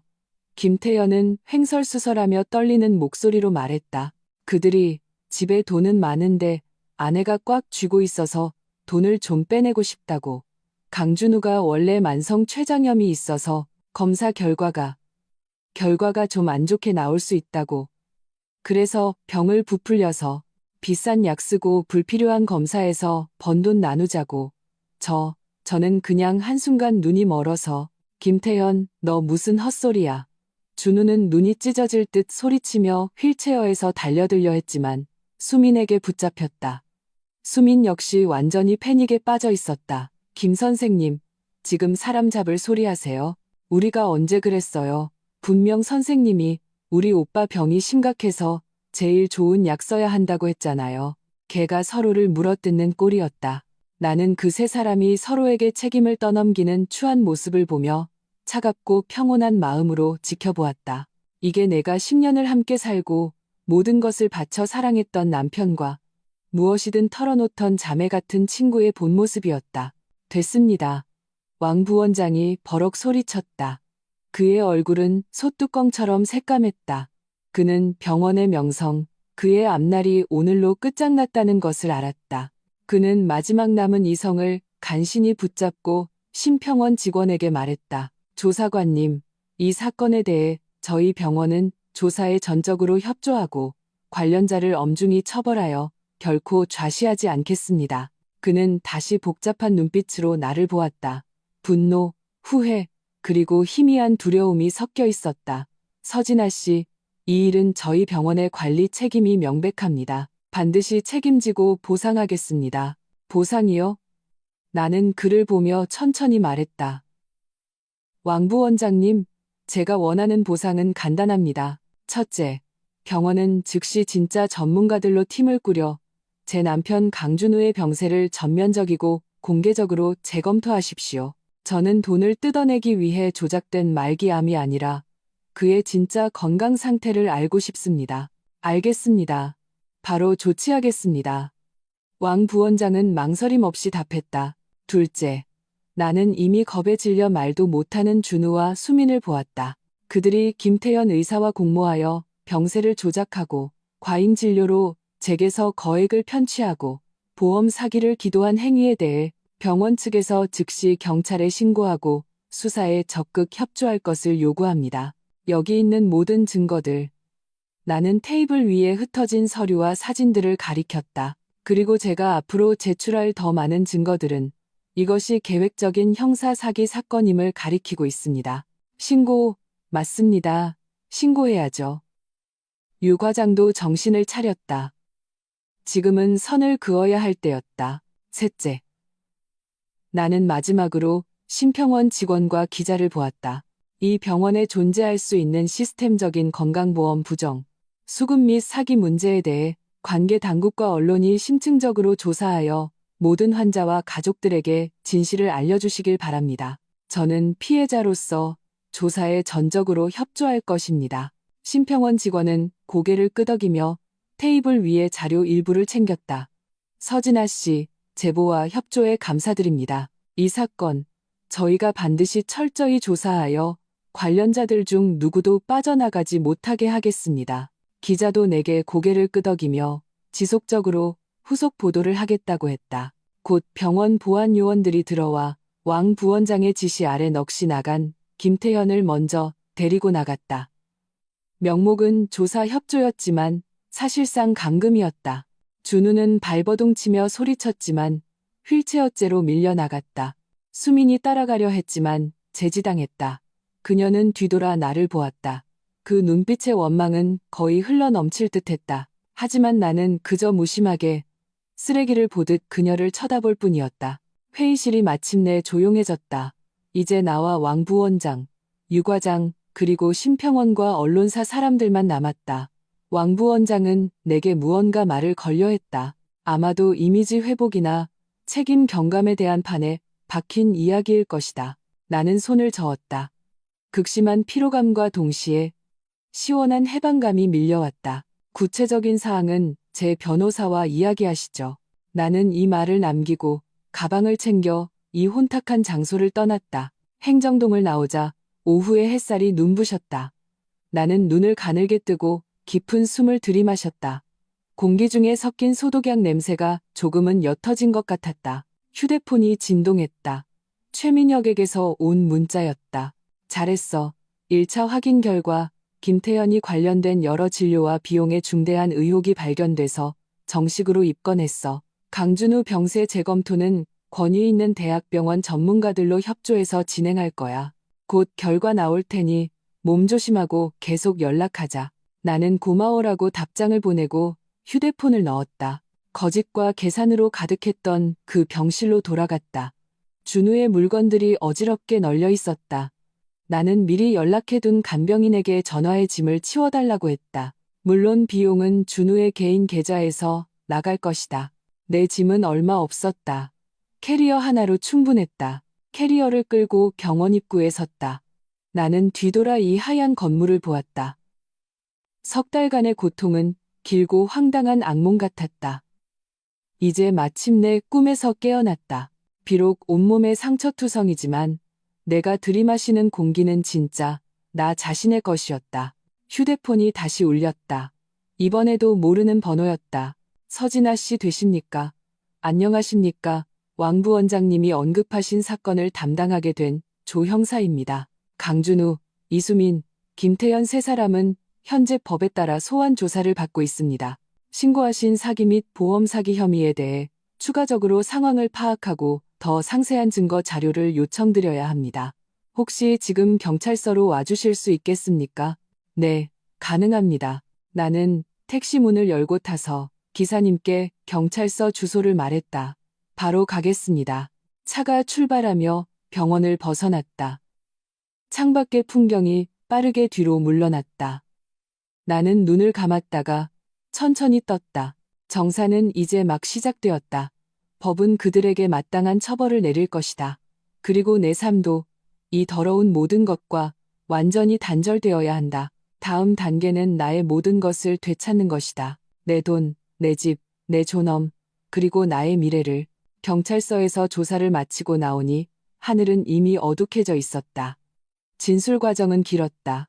내가 알고, 겪고, 의심했던 모든 것을 하나하나 명확하고 논리적으로 설명해야 했고, 내가 가진 모든 증거를 제출해야 했다. 경찰은 특히 준우와 수민이 어떻게 김태현과 접촉했고, 어떻게 범행을 계획했으며, 자금의 구체적인 흐름에 대해 상세히 물었다. 나는 내 휴대폰에 있던 녹음 파일, 사진, 은행 거래 내역 출력물, 그리고 박서준이 준 서류 복사본을 모두 경찰에 넘겼다. 담당 조 형사는 최대한 빨리 사실관계를 확인하겠다고 약속하며 당분간 연락이 잘 되도록 해달라고 당부했다. 그 후의 날들은 마치 빨리 감기한 연극 같았다. 다만 나는 더 이상 연극 속 인물이 아니라 객석에 앉아 한때 기세등등했던 등장인물들이 하나씩 파멸을 맞이하는 것을 냉정하게 지켜보는 관객이었다. 먼저 병원 측이었다. 왕 부원장이 직접 전화를 걸어왔다. 그의 태도는 거의 아첨에 가까울 정도로 공손했다. 병원 내 전문가와 외부 권위자를 초빙하여 공동으로 재검토한 결과 준우의 소위 췌장암 말기 다발성 전이는 순전히 날조된 것이었으며 그는 만성 췌장염과 생명에 지장이 없는 몇 가지 사소한 문제만 있을 뿐 그 터무니없이 비싼 치료는 전혀 필요 없었다는 것이 확인되었다고 했다. 병원은 준우의 입원 기간 동안 발생한 모든 비급여 진료비를 전액 환불하고 관리 소홀과 김태현에 대한 감독 부실로 내가 입은 정신적 피해에 대해 일정 금액의 보상금을 지급하겠다고 했다. 태도는 진심이었고 조건도 나름 성의가 있었다. 나는 그들이 일이 더 커져 병원의 명성에 타격을 입을까봐 두려워한다는 것을 알았다. 내 변호사가 나서서 세부 사항을 조율했고 돈은 곧 내 세계좌로 입금되었다. 다음은 준우와 수민이었다. 두 사람은 공모 사기, 허위 진료를 통한 거액의 진료비 편취, 보험 사기 미수, 그리고 준우의 부부 공동재산 빼돌리기 혐의로 구속되었다. 김태현 역시 의료 사기, 건강보험급여 부당 청구라는 더 무거운 죄명으로 구속되었다. 의사 면허는 당연히 박탈될 것이고 형사 책임까지 져야 했다. 경찰은 수사를 확대하여 그의 과거 다른 비리까지 밝혀낸 듯했다. 이 소식은 최민혁이 전해주었다. 그는 심평원에서 해당 사립병원을 특별감사 대상으로 지정했으며 김태현 사건이 시작이라고 했다. 나는 구치소에 있는 준우를 한 번 만났다. 유리창 너머로 본 그는 불과 며칠 사이에 많이 초췌해져 있었다. 하지만 그건 병으로 인한 쇠약함이 아니라 죄책감과 공포, 그리고 모든 계획이 실패한 뒤의 비참함이었다. 그는 나를 보자 눈시울을 붉혔다. 후회인지 연기인지 모를 눈물이었다. 그는 수화기 너머로 애원했다. 진아야, 진아야, 내가 잘못했어. 내가 한순간 눈이 멀어서 수민이한테 속았어. 다 걔가 날 꼬드기고 부추긴 거야. 우리 10년 부부였던 정을 생각해서 한 번만 용서해주라. 고소 좀 취하해주면 안 될까? 내가 앞으로 정말 잘할게. 나는 그의 연기를 조용히 지켜보았다. 마음은 황량했다. 증오심마저 희미해지고 철저한 혐오감만 남았다. 강준우, 나는 그의 말을 끊었다. 내 돈을 빼돌리고 내가 죽기를 바랐을 때 왜 10년 부부 생각은 안 했어?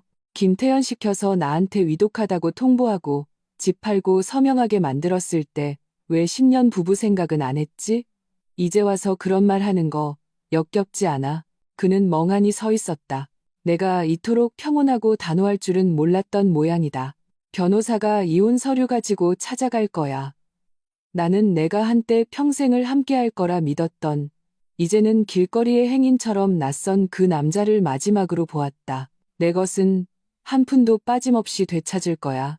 당신은 그냥 법의 심판이나 잘 받아. 나는 일어섰다. 등 뒤에서 들려오는 그의 쉰 목소리의 울부짖음은 더 이상 듣지 않았다. 그 소리는 역겨울 정도로 가식적이었다. 수민과는 다시 만나지 않았다. 변호사 말로는 그녀는 구속된 후 거의 정신이 붕괴되어 처음에는 모든 책임을 준우에게 떠넘기다가 나중에는 증거 앞에서 말을 바꾸고 둘이 서로를 물어뜯으며 추한 꼴을 보였다고 했다. 그들이 함께 산 오피스텔은 내 돈으로 산 것이므로 법에 따라 추징되어 경매에 붙여진 뒤 내게 반환될 것이다. 그녀가 언제 풀려날지, 풀려나기는 할지 나는 더 이상 관심 없었다. 어떤 사람들은 감정을 낭비할 가치조차 없다. 가장 큰 소동은 전 시어머니에게서 비롯되었다. 아들이 구속되고 천문학적인 병원비가 사기였으며 감옥에 갈 수도 있다는 것을 알게 되자 그녀는 내가 새로 얻은 오피스텔 건물 아래로 찾아와 큰 소리로 울고불고 난리를 쳤다. 나를 독사 같은 년이라 욕하고 아들을 망쳤으며 집안의 대를 끊어놓았다고 소리쳤다. 나는 즉시 경찰에 신고했다. 경찰이 와서 상황을 파악한 뒤 그녀를 엄중히 훈계했다. 나는 경찰과 구경 나온 이웃들에게 분명히 말했다.